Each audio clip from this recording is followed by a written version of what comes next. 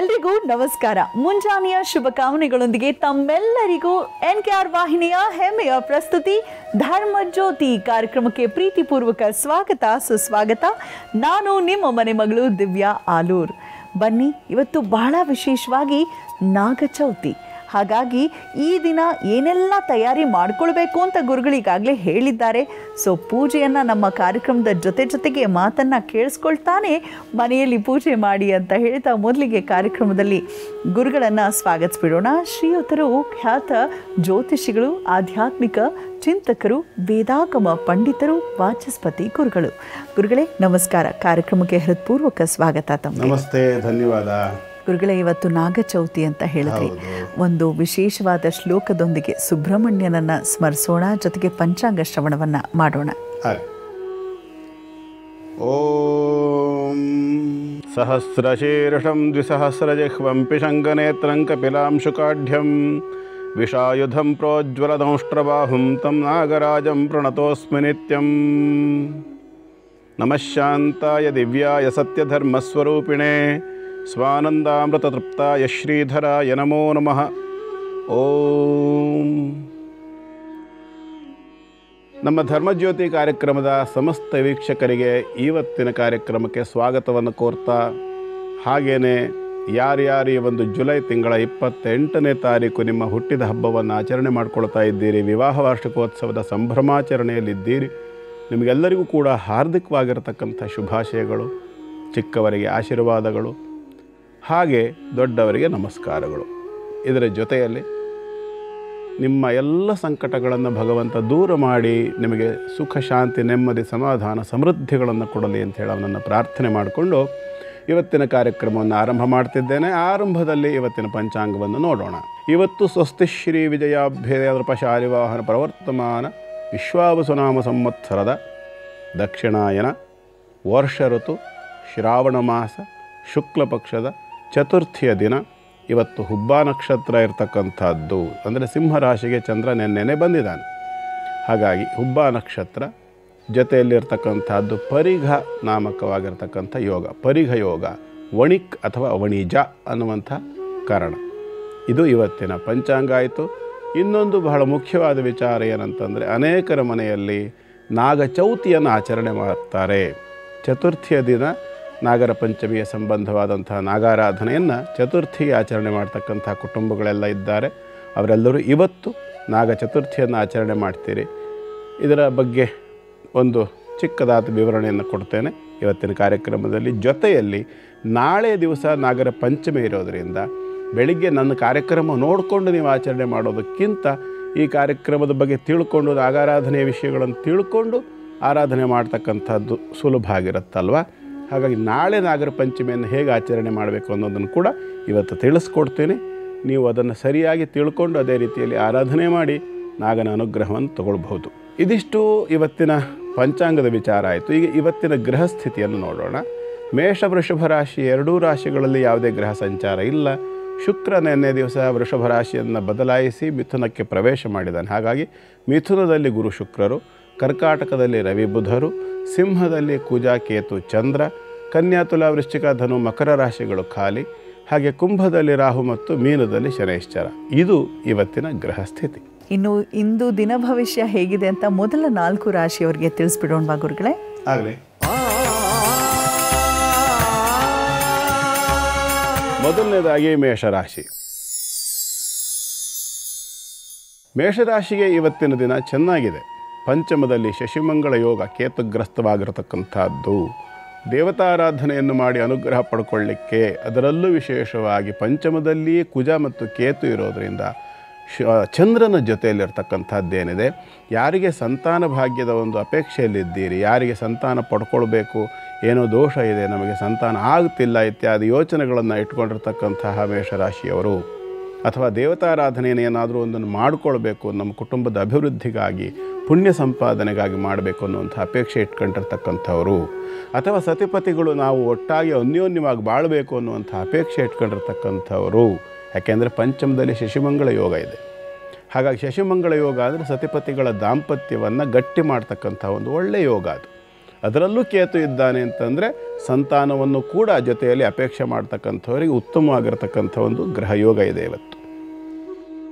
ಹಾಗಾಗಿ ಸುಬ್ರಹ್ಮಣ್ಯ ನಾಗನ ಆರಾಧನೆಗಳನ್ನು ಮಾಡಿಕೊಂಡು ನಮ್ಮ ಸಂಸಾರ ಚೆನ್ನಾಗಿರಲಿ ಅನ್ನೋ ಸಂಕಲ್ಪವನ್ನು ಇಟ್ಕೊಂಡು ಮಾಡಿ. ಶುಭವಾಗಲಿ ಮೇಷರಾಶಿಯವರಿಗೆ. ಮುಂದಿಂದು ವೃಷಭ ರಾಶಿ. ವೃಷಭ ರಾಶಿಗೆ ಇವತ್ತಿನ ದಿನ ತುಂಬ ಚೆನ್ನಾಗಿದೆ ಅಂತ ಹೇಳಿರೂ ತಪ್ಪಿಲ್ಲ. ಕಾರಣ ರಾಶ್ಯಾಧಿಪತಿಯೇ ಧನದಲ್ಲಿದ್ದಾನೆ, ಷಷ್ಠಾಧಿಪತಿಯೂ ಅವನೇನೆ. ಜೊತೆಯಲ್ಲಿ ಪಾಪಗ್ರಹಗಳ ಸ್ಥಿತಿ ಅಂತಕ್ಕಂಥದ್ದಿಲ್ಲ, ಪೂರ್ಣವಾಗಿರ್ತಕ್ಕಂಥ ಗುರುಬಲ ಕೂಡ ಇದೆ. ಅಸ್ತಸ್ಥಿತಿಯಿಂದ ಉದಯನಾಗಿರ್ತಕ್ಕಂಥ ಗುರು ಬೇರೆ ಅಲ್ವಾ. ಹಾಗಾಗಿ ಅವನು ತೀವ್ರ ಶಕ್ತಿಯುತನಾಗಿರ್ತಾನೆ. ಜೊತೆಯಲ್ಲಿ ನಿಮ್ಮ ರಾಶ್ಯಾಧಿಪತಿ ಆಗಿರತಕ್ಕಂಥ ಶುಕ್ರ ಗುರುವಿಗೆ ಶತ್ರುವಾದರೂ ಶುಕ್ರನಿಗೆ ಗುರು ಮಿತ್ರ. ಹಾಗಾಗಿ ನಿಮ್ಮ ರಾಶ್ಯಾಧಿಪತಿ ಹೋಗಿ ಮಿತ್ರನ ಜೊತೆಯಲ್ಲಿ ಕೂತಿದ್ದಾನೆ, ಧನಸ್ಥಾನದಲ್ಲಿದ್ದಾನೆ. ಹಾಗಾಗಿ ವ್ಯಾಪಾರ ವ್ಯವಹಾರಗಳನ್ನು ಮಾಡ್ತಕ್ಕಂಥವ್ರು, ಬ್ಯೂಟಿ ಪಾರ್ಲರ್ ನಡೆಸ್ತಕ್ಕಂಥವ್ರು ಇತ್ಯಾದಿ ಎಲ್ಲ ಏನಿದ್ದೀರಿ, ನಿಮಗೆಲ್ಲ ಇವತ್ತಿನ ದಿನ ತಕ್ಕ ಮಟ್ಟಿಗೆ ಉತ್ತಮವಾದಂಥ ಲಾಭಾಂಶವನ್ನು ಕೊಡ್ತದೆ. ಇವತ್ತಿನ ದಿನ ಚೆನ್ನಾಗಿದೆ, ಚಿಂತೆ ಮಾಡ್ತಕ್ಕಂಥ ಅನಿವಾರ್ಯತೆ ಇಲ್ಲ. ನಾಗಾರಾಧನೆಯನ್ನು ಮಾಡಿಕೊಳ್ಳಿ. ನಾಗಾರಾಧನೆಯಿಂದ ಮತ್ತಷ್ಟು ಉತ್ತಮವಾದಂಥ ಫಲವನ್ನು ಹೊಂದಬಹುದು. ಮುಂದಿಂದು ಮಿಥುನ ರಾಶಿ. ಮಿಥುನ ರಾಶಿಯವರಿಗೆ ಇವತ್ತು ಉತ್ತಮವಾಗಿರ್ತಕ್ಕಂಥ ದಿನ. ಆದರೆ ಸ್ವಲ್ಪ ಇನ್ವೆಸ್ಟ್ಮೆಂಟ್ಗೋಸ್ಕರವಾಗಿ ಹೊಸತಾಗಿ ಹಣವನ್ನು ಖರ್ಚು ಮಾಡ್ತಕ್ಕಂಥ ಒಂದು ದಿನ ಕೂಡ ಹೌದು. ಇನ್ವೆಸ್ಟ್ಮೆಂಟ್ಗೆ ಖರ್ಚು ಮಾಡಿದರೆ ಹೇಗೆ ಲಾಸು ಅಂತ ಹೇಳಿದ್ರೆ, ರಾಂಗ್ ಇನ್ವೆಸ್ಟ್ಮೆಂಟನ್ನು ಕೆಲವು ಟೈಮ್ ಮಾಡಿಸ್ಬಿಡ್ತಾರೆ ಕೆಲವರು. ಹಾಗಾಗಿ ಹೆಚ್ಚು ಎಚ್ಚರಿಕೆಯನ್ನು ಇಟ್ಕೊಳ್ಳಿ. ರಾಂಗ್ ಇನ್ವೆಸ್ಟ್ಮೆಂಟ್ ಮಾಡೋಕ್ಕಿಂತ ಮುಂಚೆ ಎಲ್ಲಿ ಇನ್ವೆಸ್ಟ್ಮೆಂಟ್ ಮಾಡ್ತಿದ್ದೀರಿ, ಯಾವ ವಿಷಯಕ್ಕಾಗಿ ಇನ್ವೆಸ್ಟ್ಮೆಂಟ್ ಮಾಡ್ತಿದ್ದೀರಿ, ಎಷ್ಟು ಇನ್ವೆಸ್ಟ್ಮೆಂಟ್ ಮಾಡ್ತಿದ್ದೀರಿ, ಹಿಂದೆ ಮುಂದೆ ಆಳ ಅಗಲ ಎತ್ತರ ಎಲ್ಲ ಒಂದು ಸರಿ ನೋಡ್ಕೊಂಡು ಕೈ ಹಾಕೋದು ಉತ್ತಮ. ಮತ್ತು ನಿಮ್ಮ ರಾಶಿಯಲ್ಲಿ ಶುಕ್ರ ಗುರು 2 ಗ್ರಹಗಳಿರೋದ್ರಿಂದ ಲಕ್ಷ್ಮೀನಾರಾಯಣರ ಆರಾಧನೆಯನ್ನು ಮಾಡ್ಕೊಳ್ಳಿ. ಶುಭವಾಗಲಿ. ಮುಂದಿನದು ಕರ್ಕಾಟಕ ರಾಶಿ. ಕರ್ಕಾಟಕ ರಾಶಿಯವರಿಗೆ ಇವತ್ತಿನ ದಿನ ತಕ್ಕ ಮಟ್ಟಿಗೆ ಚೆನ್ನಾಗಿದೆ. ಸ್ವಲ್ಪ ಮಟ್ಟಿಗೆ ಹಣಕಾಸಿನ ಕೊರತೆಗಳನ್ನು ಅನುಭವಿಸ್ತಾ ಇರತಕ್ಕಂಥವ್ರಿಗೆ ಬೇಸರ ಕೂಡ ಆಗಬಹುದು. ಯಾಕೋ ನಾನು ಎಷ್ಟು ಕಷ್ಟಪಟ್ಟರೂ ನನ್ನ ಕೈಗೆ ದುಡ್ಡೇ ಬರ್ತಾಯಿಲ್ಲ, ಹಾಗಾಗ್ತಿಲ್ಲ ಹೀಗಾಗ್ತಿಲ್ಲ ಅಂತ ನಿಮ್ಮ ಮನಸ್ಸಿಗೆ ಅನ್ನಿಸ್ಲೂಬಹುದು. ರಾಶ್ಯಾಧಿಪತಿ ಧನದಲ್ಲಿದ್ದಾನೆ. ನೀವು ಮಾಡಿಕೊಂಡಿರ್ತಕ್ಕಂತಹ ಕೆಲವಷ್ಟು ಸಣ್ಣ ಪುಟ್ಟ ಮಿಸ್ಟೇಕ್ಗಳನ್ನು ತಿದ್ದುಕೊಳ್ಳಿ. ಎಲ್ಲಿ ಇನ್ವೆಸ್ಟ್ ಮಾಡಿದ್ದೀರಿ, ಯಾವುದಕ್ಕೆ ಇನ್ವೆಸ್ಟ್ ಮಾಡಿದ್ದೀರಿ ಅಂತ ಸ್ವಲ್ಪ ಕೂಲಂಕಷವಾಗಿ ಅದನ್ನು ಅರ್ಥ ಮಾಡ್ಕೊಳ್ತಕ್ಕಂಥ ಪ್ರಯತ್ನ ಮಾಡಿ. ಇದರ ಜೊತೆಯಲ್ಲಿ ಸ್ವಲ್ಪ ಕೂಜ 2ರಲ್ಲಿದ್ದಾನಲ್ಲ, ಅರ್ಥ ಏನು, ಕೆಟ್ಟ ಜನರ ಜೊತೆಯಲ್ಲಿ ಒಂದು ಆತ್ಮೀಯವಾಗಿರ್ತಕ್ಕಂಥ ಒಂದು ನಿಮ್ಮ ಸಹವಾಸ ಏನಿದೆ ಇದನ್ನು ಬಿಟ್ಟು ಯಾವುದು ನಿಮಗೆ ಅಭಿವೃದ್ಧಿಗೆ ಪೂರಕ, ಯಾವುದು ನಿಮಗೆ ಮಾರಕ ಇದನ್ನು ಅರ್ಥ ಮಾಡ್ಕೊಳ್ಳಿ. ಪೂರಕವಾದ ಕೆಲಸವನ್ನು ಮಾಡಿದರೆ ಸುಖ, ಮಾರಕವನ್ನು ಮಾಡಿದರೆ ದುಃಖ. ಹೇಳೋದೇನು ಬೇಡವಲ್ಲ, ಅದನ್ನು ತೋರಿಸ್ಕೊಡು. ಯಾರು ನಮಗೆ ಒಳ್ಳೆಯವರು, ಯಾರು ನಮಗೆ ಕೆಟ್ಟವರು ಅನ್ನೋದನ್ನು ತೋರಿಸ್ಕೊಡು ಅಂಥೇಳಿ ನೀವು ದತ್ತಾತ್ರೇಯನನ್ನು ಆರಾಧನೆ ಮಾಡಿ. ಶುಭವಾಗಿ. ನಾಗ ಚೌತಿ ಆಗಿರೋದ್ರಿಂದ ನಾವೆಲ್ಲರೂ ಎಕ್ಸ್ಪೆಕ್ಟ್ ಮಾಡ್ತಿದ್ವಿ ಗುರುಗಳು ಏನಾದರೂ ಅದಕ್ಕೆ ರಿಲೇಟ್ ಆಗಿರುವಂಥದ್ದು ಯಾವುದಾದ್ರೂ ದೇವಸ್ಥಾನದ ಕುರಿತಾಗಿ ಹೇಳ್ತಾರ ಕ್ಷೇತ್ರ ಮಹಿಮೆ ವಿಭಾಗದಲ್ಲಿ ಅಂತ. ಗುರುಗಳೇ, ಯಾವ ಕ್ಷೇತ್ರದ ಪರಿಚಯ ನಮಗಾಗತ್ತೆ ಈಗ? ಇದೊಂದು ಸ್ವಲ್ಪ ವಿಶಿಷ್ಟವಾದಾಗಿ ತಗೊಳ್ತಾ ಇದ್ದೀನಿ ನಾನು. ನಿಮ್ಮ ನಿರೀಕ್ಷೆಯನ್ನು ಸುಳ್ಳು ಮಾಡ್ತಾ ಇದ್ದೀನಿ ಈಗ. ಏನು ಮಾಡ್ತಾ ಇದ್ದೀನಿ, ನೀವು ನಾಗಚೌತಿ ನಾಗದ ವಿಚಾರವನ್ನು ಹೇಳ್ತೀನಿ ನಾನು ಅಂತ ಎಕ್ಸ್ಪೆಕ್ಟ್ ಮಾಡ್ತಿದ್ದೀರಿ. ನಾಗಚೌತಿ ಆಚರಣೆ ಆದ್ದರಿಂದ ಶನಿವಾರ ದಿವಸ ತಿಳಿಸಿದ್ದೀನಲ್ಲ. ಇವತ್ತು ಯಾವ ವಾರ? ಸೋಮವಾರ ಅಲ್ವಾ. ಹಾಗಾಗಿ ಸೋಮವಾರಕ್ಕೆ ಸಂಬಂಧಪಟ್ಟು ಶಿವನ ಆರಾಧಕರಲ್ವ ನಮ್ಮ ಜನ.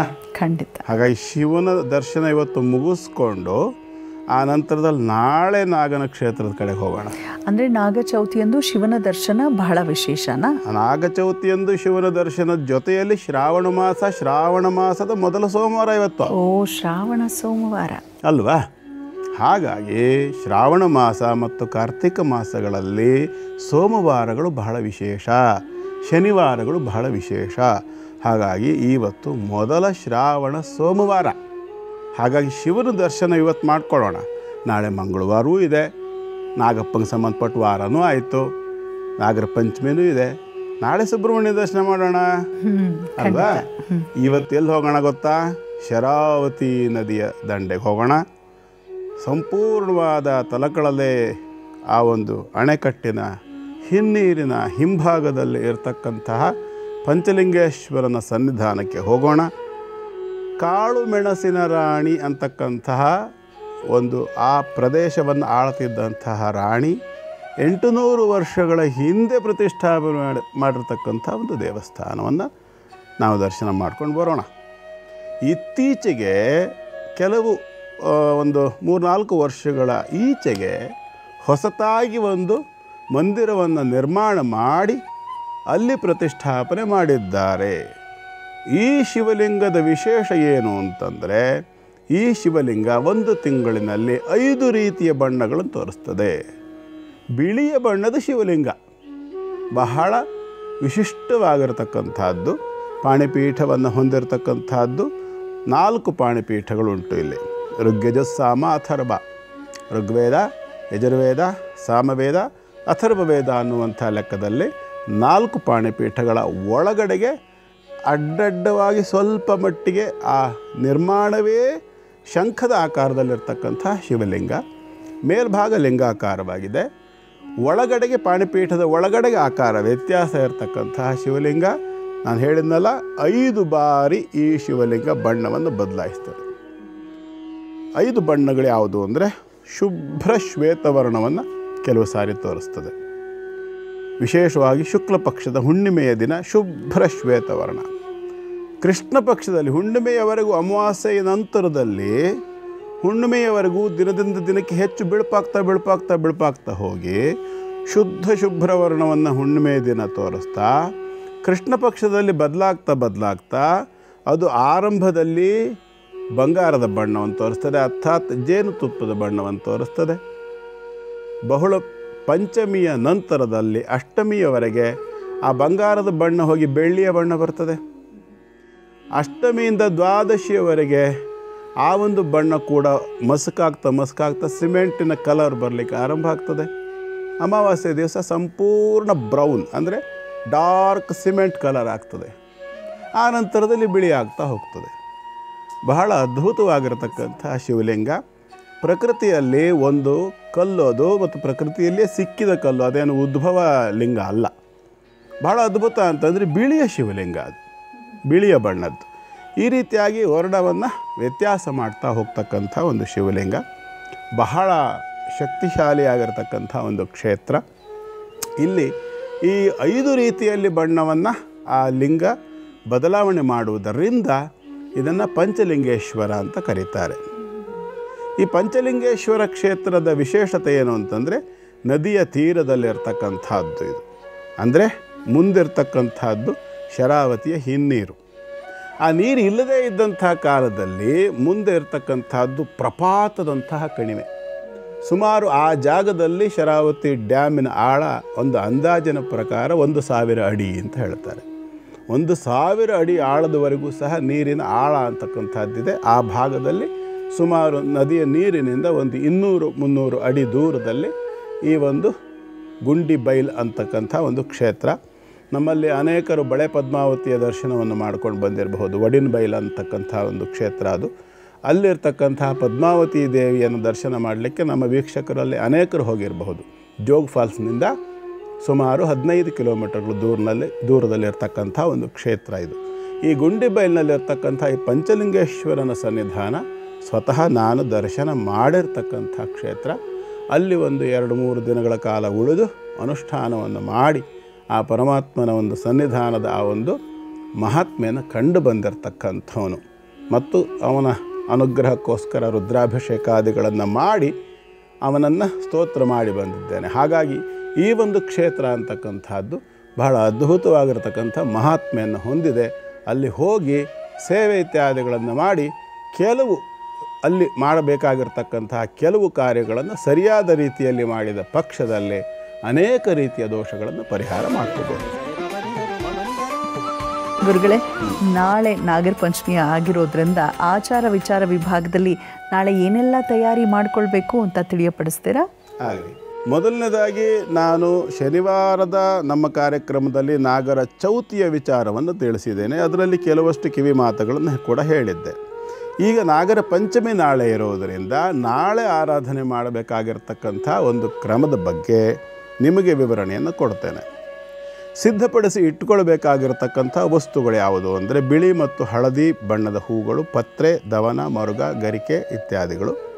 ಇದರ ಜೊತೆಯಲ್ಲಿ ಸ್ವಲ್ಪ ಶುದ್ಧವಾಗಿರತಕ್ಕಂಥ ಅರಿಸಿನದ ಪುಡಿ, ಶುದ್ಧವಾಗಿರತಕ್ಕಂಥ ಹಸುವಿನ ಹಾಲು ಅಂದರೆ ಇವತ್ತಿನ ಹಾಲು ನಾಳೆ ಬಳಸೋದು ಬೇಡ ಅಂತ ಅದರ ಅರ್ಥ. ಶುದ್ಧವಾಗಿರತಕ್ಕಂಥ ಹಸುವಿನ ಹಾಲು ಬೇಕು. ಶುದ್ಧವಾಗಿರತಕ್ಕಂಥ ಗಂಗಾಜಲ ಅಥವಾ ನೀರು ಬೇಕಾಗ್ತದೆ. ಚತುರ್ಥಿಯ ದಿವಸ ಮಾಡಿದ ಹಾಗೇನೆ ಇಲ್ಲೂ ಕೂಡ ಹುತ್ತದ ಮಣ್ಣಿನಿಂದ ಮಾಡಿರ್ತಕ್ಕಂತಹ ನಾಗನ ಪ್ರತಿಮೆಯನ್ನು ಕೂಡ ನೀವು ಇಟ್ಟುಕೊಂಡು ಪೂಜೆ ಮಾಡಬಹುದು. ಅದಿಲ್ಲದೆ ಇರತಕ್ಕಂಥ ಸಂದರ್ಭದಲ್ಲಿ ಇಲ್ಲ ನಮ್ಮ ಕುಟುಂಬದಲ್ಲಿ ಹಿಂದಿನಿಂದಲೂ ನಾವು ಹುತ್ತಕ್ಕೇ ಹಾಕ್ತಾ ಇದ್ದೇವೆ ಅಂತಕ್ಕಂಥವ್ರು ಅಲ್ಲಿ ಹೇಗೆ ಅರ್ಚನೆ ಮಾಡಬೇಕು ಅನ್ನೋದನ್ನು ಕೂಡ ಹೇಳ್ಕೊಡ್ತೀನಿ. ಇದರ ಜೊತೆಯಲ್ಲಿ ಇಲ್ಲ ನಾವು ಮನೆಯಲ್ಲಿ ಬೆಳ್ಳಿಯ ನಾಗಪ್ಪನ ಬಿಂಬವನ್ನು ಇಟ್ಕೊಂಡಿದ್ದೇವೆ ಅಥವಾ ಪಂಚಲೋಹದ ಇಟ್ಕೊಂಡಿದ್ದೇವೆ ಅದಕ್ಕೆ ಮಾಡ್ತೇವೆ ಅಂದರೂ ಕೂಡ ಮಾಡಬಹುದು. ಇದರ ವಿಧಾನಗಳನ್ನು ಕೂಡ ನಾನು ತಿಳಿಸ್ಕೊಡ್ತೇನೆ. ಸಿದ್ಧಪಡಿಸಬೇಕಾಗಿರ್ತಕ್ಕಂಥ ವಸ್ತುಗಳು ಯಾವ್ಯಾವುದು ಅಂತ ಗೊತ್ತಾಯ್ತಲ್ಲ, ಇನ್ನೂ ಒಂದು ಸರಿ ಹೇಳಿಬಿಡ್ತೇನೆ, ಕೇಳಿಸ್ಕೊಂಬಿಡಿ. ಅರಿಶಿನವನ್ನು ಹಾಕಿ ಮಾಡಿರ್ತಕ್ಕಂಥ ತುಪ್ಪ ಸೇರಿಸಿ ಮಾಡಿರ್ತಕ್ಕಂಥ ಅಕ್ಷತೆಯನ್ನು ಹೇಳಿದ್ದೆ. ಆ ಅಕ್ಷತೆ ಬೇಕು. ಜೊತೆಯಲ್ಲಿ ಅರಿಶಿನದಿಂದ ಮಾಡಿದ ಅಕ್ಷತೆ, ಅರಿಶಿನದ ಬಣ್ಣದ ಹೂವುಗಳು, ಹಳದಿ ಬಣ್ಣದ ಹೂವುಗಳು, ಬಿಳಿಯ ಹೂವುಗಳು ಮತ್ತು ಮರುಗದವನ ಮೊದಲಾದ ಪತ್ರೆಗಳು.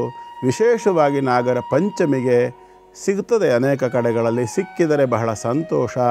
ಕೇದಿಗೆ ಹೂವು, ಇದರ ಜೊತೆಯಲ್ಲಿ ಬಿದಿರಿನ ಎಲೆಗಳು, ಇದರ ಜೊತೆಯಲ್ಲಿ ಬೇಕಾಗ್ತಕ್ಕಂಥದ್ದು ಸ್ವಲ್ಪ ಭತ್ತದ ಅರಳು, ತಂಬಿಟ್ಟು, ಎಳ್ಳು ಇತ್ಯಾದಿಗಳನ್ನು ಸೇರಿಸಿ, ಚಿಗಳಿ, ಅಕ್ಕಿ ಹಿಟ್ಟೆಲ್ಲ ಸೇರಿಸಿ, ಬೆಲ್ಲ ಸೇರಿಸಿ ಮಾಡ್ತೀರಿ, ಹೆಣ್ಮಕ್ಳಿಗೆ ಗೊತ್ತಿದೆ. ಇದನ್ನು ಸಹ ಸಿದ್ಧಪಡಿಸ್ಕೋಬೇಕು. ಸ್ವಲ್ಪ ಹೆಸರು ಮತ್ತು ಅಕ್ಕಿಯನ್ನು ನುಣ್ಣಗೆ ಅರೆದು ಹಾಲಿನೊಂದಿಗೆ ಸೇರಿಸಿ ಇಟ್ಕೊಳ್ತಕ್ಕಂಥದ್ದು, ಗೋಧಿ ಸ್ವಲ್ಪ, ಭತ್ತದ ಅರಳು ಮತ್ತು ಮೊಳಕೆ ಬರೆಸಿರ್ತಕ್ಕಂಥ ಅರಳಿನ ಜೊತೆಯಲ್ಲಿ ಹಾಕಲಿಕ್ಕಾಗಿ ಬೇಕಾಗ್ತಕ್ಕಂಥದ್ದು, ಮೊಳಕೆ ಬರೆಸಿ ಇಟ್ಕೊಂಡಿರ್ತಕ್ಕಂಥ ಕಡಲೆ ಕಾಳು, ಹೆಸರು ಕಾಳು ಮತ್ತು ಸ್ವಲ್ಪ ನೆನೆಸಿರ್ತಕ್ಕಂಥ ತೊಗರಿ ಕಾಳು. ಇದಿಷ್ಟನ್ನು ಎಷ್ಟು ಸಾಧ್ಯವೋ ಅಷ್ಟು ದ್ರವ್ಯಗಳನ್ನು ಒಟ್ಟು ಸೇರಿಸ್ಕೊಂಡು ಇಟ್ಕೊಳ್ಬೇಕು. ಪೂಜೆಯ ಆರಂಭದಲ್ಲಿ ಶುದ್ಧ ನೀರು, ಶುದ್ಧ ಹಾಲು, ಪಂಚಾಮೃತದ ಅವಕಾಶ ಇದ್ದವರು ಪಂಚಾಮೃತವನ್ನು ಕೂಡ ಸಿದ್ಧಪಡಿಸಿ ಇಟ್ಕೊಳ್ಳಬಹುದು. ಹಣ್ಣು ಕಾಯಿ ನೈವೇದ್ಯ, ಧೂಪ ದೀಪ ಇತ್ಯಾದಿಗಳಿಗೆ ಊದುಬತ್ತಿ, ಕರ್ಪೂರ ಅಥವಾ ತುಪ್ಪದ ಬತ್ತಿ ಇತ್ಯಾದಿಗಳನ್ನು ಸಿದ್ಧಪಡಿಸಿ ಇಟ್ಕೊಳ್ಳೋದು. ಇದರ ಜೊತೆಯಲ್ಲಿ ಪೂಜೆ ಮಾಡ್ತಕ್ಕಂಥ ವಿಧಾನವನ್ನು ನೋಡೋಣ. ಪೂಜೆ ಮಾಡ್ತಕ್ಕಂಥ ಸಂದರ್ಭದಲ್ಲಿ ಆರಂಭದಲ್ಲಿ ನೀವು ಗಂಟೆಯನ್ನು ಶಬ್ದ ಮಾಡಬೇಕು. ಗಂಟೆ ತೂಗಲಿಕ್ಕೆ ಒಂದು ಕ್ರಮ ಇದೆ. ಕಣ ಕಣ ಕಣ ಕಣ ಕಣ ಕಣ ಅದನ್ನು ಶಬ್ದ ಮಾಡಬಾರ್ದು. ತಾಡಯೇದ್ ಏಕಪಾರ್ಶ್ವಕಂ, ಒಂದೇ ಭಾಗದಲ್ಲಿ ಅದು ಓಂಕಾರವನ್ನು ಸೂಚಿಸುವಂತಹ ರೀತಿಯಲ್ಲಿ ಒಂದೇ ಭಾಗದಲ್ಲಿ ಅದು ಹೊಡ್ಕೊಳ್ಳೋ ಹಾಗೆ ನಿಧಾನವಾಗಿ 32 ಬಾರಿ ಶಬ್ದ ಬರುವ ಹಾಗೆ ಆ ಗಂಟೆಯನ್ನು ಶಬ್ದ ಮಾಡಬೇಕು. ಆ ನಂತರದಲ್ಲಿ ಕಣ್ಣು ಮುಚ್ಚಿ ಒಂದು ಸಾರಿ ನಿಮ್ಮ ಗುರು ಹಿರಿಯರನ್ನು, ನಾಗನನ್ನು ಪ್ರಾರ್ಥನೆ ಮಾಡಿಕೊಳ್ಬೇಕು. ಗಣೇಶನನ್ನು ಪ್ರಾರ್ಥನೆ ಮಾಡಿಕೊಂಡು ಆ ನಂತರದಲ್ಲಿ ಭೂಮಿಗೆ 2 ಅಕ್ಷತೆ ಕಾಳನ್ನು ಹಾಕಿ ಭೂತಾಯಿಯನ್ನು ಸ್ಮರಣೆ ಮಾಡಬೇಕು. ನಂತರ ನೀವು ಕೂರ್ತಕ್ಕಂಥ ಚಾಪೆ ಅಥವಾ ಮಣೆ ಕಾರ್ಪೆಟ್ ಏನು ಹಾಕೋತೀರಿ ಅದರ ಮೇಲೆ ಕೂಡ 2 ಅಕ್ಷತೆಯನ್ನು ಹಾಕಿ ಮುಟ್ಟಿ ನಮಸ್ಕಾರ ಮಾಡ್ಕೋಬೇಕು. ಇದಾದ ನಂತರದಲ್ಲಿ ಆರಂಭ ಮಾಡುವಾಗ ಕೈಯಲ್ಲಿ ಹೂವು ಅಕ್ಷತೆಯನ್ನು ಹಿಡ್ಕೋಬೇಕು. ಹಿಡ್ಕೊಂಡು ಸಂಕಲ್ಪವನ್ನು ಮಾಡಿಕೊಳ್ಬೇಕು. ನಿಮಗೆ ಸಂಸ್ಕೃತದಲ್ಲಿರ್ತಕ್ಕಂಥ ದೇಶಕಾಲ ಸಂಕೀರ್ತನ ಪೂರ್ವಕವಾದ ಸಂಕಲ್ಪವನ್ನು ಮಾಡಿಕೊಳ್ಳಿಕ್ಕೆ ಬಂದರೆ ಬಹಳ ಸಂತೋಷ. ಅದಿಲ್ಲ ಅನ್ನುವಂಥ ಸಂದರ್ಭದಲ್ಲಿ ಅವನಿಗೇನು ಅದೇ ಭಾಷೆ ಸಂಸ್ಕೃತವೇ ಬೇಕು ಅಂತ ಏನಿಲ್ಲ. ನಿಮ್ಮ ಭಕ್ತಿಯಾನುಸಾರ, ಶಕ್ತಿಯಾನುಸಾರ ಕೈಲಿ ಹೂವು ಅಕ್ಷತೆಯನ್ನು ಹಿಡ್ಕೊಂಡು ಎಡಗೈಲಿಟ್ಟು ಬಲಗೈಯನ್ನು ಮುಚ್ಚಿ ಹೀಗೆ ಇಟ್ಕೊಳ್ಳಿ. ಬಲಗಡೆ ತೊಡೆ ಮೇಲೆ ಇಟ್ಕೊಳ್ತಕ್ಕಂಥದ್ದು ಸೂಕ್ತ. ಇಟ್ಕೊಂಡು ಕಣ್ಣು ಮುಚ್ಚಿಕೊಂಡು ನನಗೆ, ನನ್ನ ಕುಟುಂಬಕ್ಕೆ ಇರಬಹುದಾದ, ಬರಬಹುದಾದ, ಬಂದಿರಬಹುದಾದ ಯಾವುದೋ ಒಂದು ರೀತಿಯ ಜ್ಞಾನದಿಂದಲೋ ಅಜ್ಞಾನದಿಂದಲೋ ನಮ್ಮಿಂದ ಆಗಲ್ಪಟ್ಟಂತಹ ಸರ್ಪಶಾಪವನ್ನು, ಸರ್ಪದೋಷವನ್ನು, ನಾಗದೋಷವನ್ನು ಹೊಂದಿರತಕ್ಕಂತಹ ಸಾಧ್ಯತೆ ಇದ್ದರೆ ಅದೆಲ್ಲವೂ ಸಂಪೂರ್ಣವಾಗಿ ಪರಿಹಾರವಾಗಲಿ ಅನ್ನೋ ಸಂಕಲ್ಪದಿಂದ, ಆ ಒಂದು ಉದ್ದೇಶದಿಂದ ನಾನು 8 ಕುಲಗಳೊಂದಿಗೆ ಸೇರಿರ್ತಕ್ಕಂತಹ ನಾಗದೇವತೆಯನ್ನು ಪೂಜೆ ಮಾಡ್ತೇನೆ ಅನ್ನುವಂಥ ಮಾತನ್ನು ಹೇಳಿಕೊಂಡು ಬಲಗೈಗೆ ಎಲ್ಲವನ್ನು ಹಸ್ತಾಂತರ ಮಾಡಿಕೊಂಡು 2 ಉದ್ಧರಣೆ ನೀರು, 2 ಚಮಚ ನೀರನ್ನು ಹಾಕಿ ಅರ್ಘ್ಯ ಪಾತ್ರೆಯಲ್ಲಿ ಬಿಟ್ಕೊಳ್ಬೇಕು. ಆ ನೀರು ಚೆಲ್ಲಲಿಕ್ಕೆ ಒಂದು ಪ್ರತ್ಯೇಕ ಪಾತ್ರೆ ಇಟ್ಕೊಳ್ಳಿ, ಖಾಲಿ ಪಾತ್ರೆ ಸ್ವಲ್ಪ ದೊಡ್ಡದು. ಮತ್ತು ಅದ್ರ ಜೊತೆಯಲ್ಲಿ ಅಭಿಷೇಕ ಇತ್ಯಾದಿಗಳನ್ನು ಮಾಡಿದ್ದು ಹಿಡ್ಕೊಳ್ಳಿಕ್ಕೂ ಒಂದು ಪಾತ್ರೆ ಇಟ್ಕೊಳ್ಳಿ. ಇದಾದ ನಂತರದಲ್ಲಿ ಈ ಒಂದು ಪೂಜೆಯನ್ನು ನಾನು ಒಪ್ಪಿಸ್ತೇನೆ ನಿನಗೆ ಅಂಥೇಳಿ ಕೇಳಿಕೊಂಡು ನೀರನ್ನು ಬಿಟ್ಟು ಹೂವು ಅಕ್ಷತೆಯನ್ನು ಹಿಡ್ಕೊಂಡು ಮಂಟಪ ದೇವತಾಭ್ಯೋ ನಮಃ ಅಂಥೇಳಿ ನಾಗನ ಆ ವಿಗ್ರಹದ ಬುಡದಲ್ಲಿ 2 ಅಕ್ಷತೆಗಳನ್ನು ಹಾಕಬೇಕು. ಪೀಠ ದೇವತಾಭ್ಯೋ ನಮಃ ಅಂಥೇಳಿ 2 ಅಕ್ಷತೆಗಳು, ಆನಂತರ ದ್ವಾರ ದೇವತಾಭ್ಯೋ ನಮಃ, ಆನಂತರ ನವಶಕ್ತಿ ದೇವತಾಭ್ಯೋ ನಮಃ. ಈ ರೀತಿಯಾಗಿ ಹೇಳಿ, ಅದೆಲ್ಲ ಬೇರೆ ಬೇರೆ ಮಂತ್ರಗಳಿದೆ. ಅದನ್ನೆಲ್ಲ ಸಂಪೂರ್ಣವಾಗಿ ವಿವರಣೆ ಇಲ್ಲಿ ನಾನು ಕೊಡಲಿಕ್ಕಾಗೋದಿಲ್ಲ. ಹಾಗಾಗಿ ನಿಮ್ಮ ಹತ್ರ ಸಾಧ್ಯವಿದ್ದರೆ ಅವೆಲ್ಲವೂ ಸಿಕ್ಕಿರೋದನ್ನೆಲ್ಲ ಓದ್ಕೊಂಡು ನೀವು ಮಾಡ್ಕೋಬೋದು, ಏನು ತಪ್ಪಿಲ್ಲ. ಆದರೆ ಈ ಕ್ರಮದಲ್ಲಿ ಹೋಗ್ತಕ್ಕಂಥದ್ದು, ಹಾಗಾಗಿ ಹೇಳ್ತಾ ಇದ್ದೀನಿ. ಅದಾದ ನಂತರದಲ್ಲಿ ನಾಗನನ್ನು, ನಾಗದೇವತೆಯನ್ನು ನೀವು ಮನಸ್ಸಲ್ಲೇ ಸ್ಮರಣೆ ಮಾಡಿಕೊಂಡು, ಬಾ ನಾಗಪ್ಪ, ನಿನ್ನನ್ನು ನಾನು ಈ ಒಂದು ಬಿಂಬದಲ್ಲಿ ಆವಾಹಿಸ್ತಾ ಇದ್ದೇನೆ ಅಂಥೇಳಿ ಪ್ರಾರ್ಥನೆಯನ್ನು ಮಾಡಿ ಆ ಬಿಂಬದ ಶಿರೋಭಾಗದಲ್ಲಿ, ನೆತ್ತಿಯ ಭಾಗದಲ್ಲಿ ಆ ಒಂದು ಅಕ್ಷತೆ ಮತ್ತು ಹೂವನ್ನು ಸಮರ್ಪಣೆ ಮಾಡಿ ಕೈ ಮುಗಿದು 4 ಬಾರಿ ಅಕ್ಷತೆಯನ್ನು ಪುನಃ ಹಾಕಬೇಕು. ಅಗ್ನಿತತ್ವ, ವಾಯುತತ್ವ, ಸೂರ್ಯತತ್ವ ಮತ್ತು ಪ್ರಾಜಾಪತ್ಯ ತತ್ವಾತ್ಮಕನಾಗಿರ್ತಕ್ಕಂಥ ನಿನ್ನನ್ನು ಆವಾಹಿಸ್ತಾ ಇದ್ದೇನೆ ಅಂತ ಹೇಳಿ ಆ ನಂತರದಲ್ಲಿ 4 ಬಾರಿ ನೀರು, ಪುನಃ 1 ಬಾರಿ ಹೂವು ಅಕ್ಷತೆಯನ್ನು ಹಾಕಿ ಪಾದ್ಯ, ಅರ್ಘ್ಯ, ಆಚಮನ, ಮಧುಪರ್ಕ ಇತ್ಯಾದಿಗಳನ್ನೆಲ್ಲ ಹೇಳಿಕೊಂಡು ಸಮರ್ಪಣೆ ಮಾಡಬೇಕು. ಇದಾದ ನಂತರದಲ್ಲಿ ಮೊದಲು ನೀರಿನಿಂದ ಅಭಿಷೇಕ. ಇಲ್ಲಿ ಬಿಂಬ, ಹಿತ್ತಾಳೆ, ಪಂಚಲೋಹ, ಬೆಳ್ಳಿ ಅಥವಾ ಮಣ್ಣು ಯಾವುದೂ ನಡೀತದೆ. ಇದಾದ ನಂತರದಲ್ಲಿ ಅದಕ್ಕೆ ನೀರಿನಿಂದ ಅಭಿಷೇಕ ಮಾಡ್ತೀರಿ. ಓಂ ಶ್ರೀ ನಾಗರಾಜಾಯ ನಮಃ, ಇದು ಅಲ್ಲಿ ಹೇಳಬೇಕಾಗಿರ್ತಕ್ಕಂಥ ಮಂತ್ರ ಆಗಿರುತ್ತೆ. ಇದಾದ ನಂತರ ಕೊನೆಯಲ್ಲಿ ಒಂದು ಶ್ಲೋಕವನ್ನು ನಾನು ಹೇಳ್ತೇನೆ. ಪೆನ್ನು ಪೇಪರ್ ಈಗಲೇ ರೆಡಿ ಮಾಡ್ಕೊಳ್ಳಿ. ಆ ಶ್ಲೋಕ ಡಿಸ್ಪ್ಲೇ ಆಗ್ತದೆ. ಅದನ್ನು ನೀವು ಬರ್ಕೊಂಡು ಪ್ರಾರ್ಥನೆಯನ್ನು ಮಾಡ್ಕೊಳ್ತಕ್ಕಂಥದ್ದು ಬಹಳ ಬಹಳ ಬಹಳ ಮುಖ್ಯ ಇವತ್ತು. ಹಾಗಾಗಿ ಆ ಶ್ಲೋಕ ಕೊನೆಯಲ್ಲಿ ಬರ್ತದೆ. ಪೆನ್ನು ಪೇಪರ್ ಸಿದ್ಧವಾಗಿಟ್ಕೊಂಡು ಬರ್ಕೊಳ್ಳಿ. ಇದಾದ ನಂತರದಲ್ಲಿ ನೀರಿನಿಂದ ಅಭಿಷೇಕವನ್ನು ಮಾಡ್ತೀರಲ್ಲ, ಅಭಿಷೇಕ ಮಾಡಿದ ನಂತರ ಹಾಲು, ಪಂಚಾಮೃತಾದಿ, ಹಾಲು, ಮೊಸರು, ತುಪ್ಪ, ಜೇನುತುಪ್ಪ, ಸಕ್ಕರೆ ಯಾವುದಾದ್ಮೇಲೆ ಯಾವುದನ್ನು ಬೇಕಾದರೂ ಅಭಿಷೇಕವನ್ನು ಮಾಡ್ತಕ್ಕಂಥದ್ದು. ಅಂದರೆ ಪಂಚಾಮೃತ ಅಭಿಷೇಕ ಮಾಡ್ತಕ್ಕಂಥ ಕ್ರಮ ಇದ್ದರೆ ಇದೇ ಕ್ರಮದಲ್ಲಿ ಹೋಗುತ್ತೆ. ಯಾವ ಕ್ರಮ ಅಂತ ನೆನ್ಪಿಟ್ಕೊಳ್ಳಿ. ಮೊದಲು ನೀರು ಹಾಕಿದ್ರಲ್ಲ, ಅದಾದ ನಂತರ ಹಾಲು, ಪುನಃ ಮತ್ತೊಂದು ಉದ್ಧರಣೆ ನೀರು, ಪುನಃ ಮೊಸರು, ಮತ್ತೊಂದು ಉದ್ಧರಣೆ ನೀರು, ಮತ್ತೆ ತುಪ್ಪ, ಮತ್ತೊಂದು ಉದ್ಧರಣೆ ನೀರು, ಆಮೇಲೆ ಜೇನುತುಪ್ಪ, ಮತ್ತೊಂದು ಉದ್ಧರಣೆ ನೀರು, ಆಮೇಲೆ ಸಕ್ಕರೆ, ಆಮೇಲೆ ಮತ್ತೊಂದು ಉದ್ಧರಣೆ ನೀರು. ಇಲ್ಲಿಗೆ 5 ಆಯಿತು. ಆಮೇಲೆ ಹಣ್ಣುಗಳು, ಡ್ರೈ ಫ್ರೂಟ್ಸು ಅಥವಾ ಕಟ್ ಮಾಡಿರ್ತಕ್ಕಂಥ, ಕತ್ತರಿಸಿಟ್ಟಿರ್ತಕ್ಕಂಥ ಹಣ್ಣುಗಳು.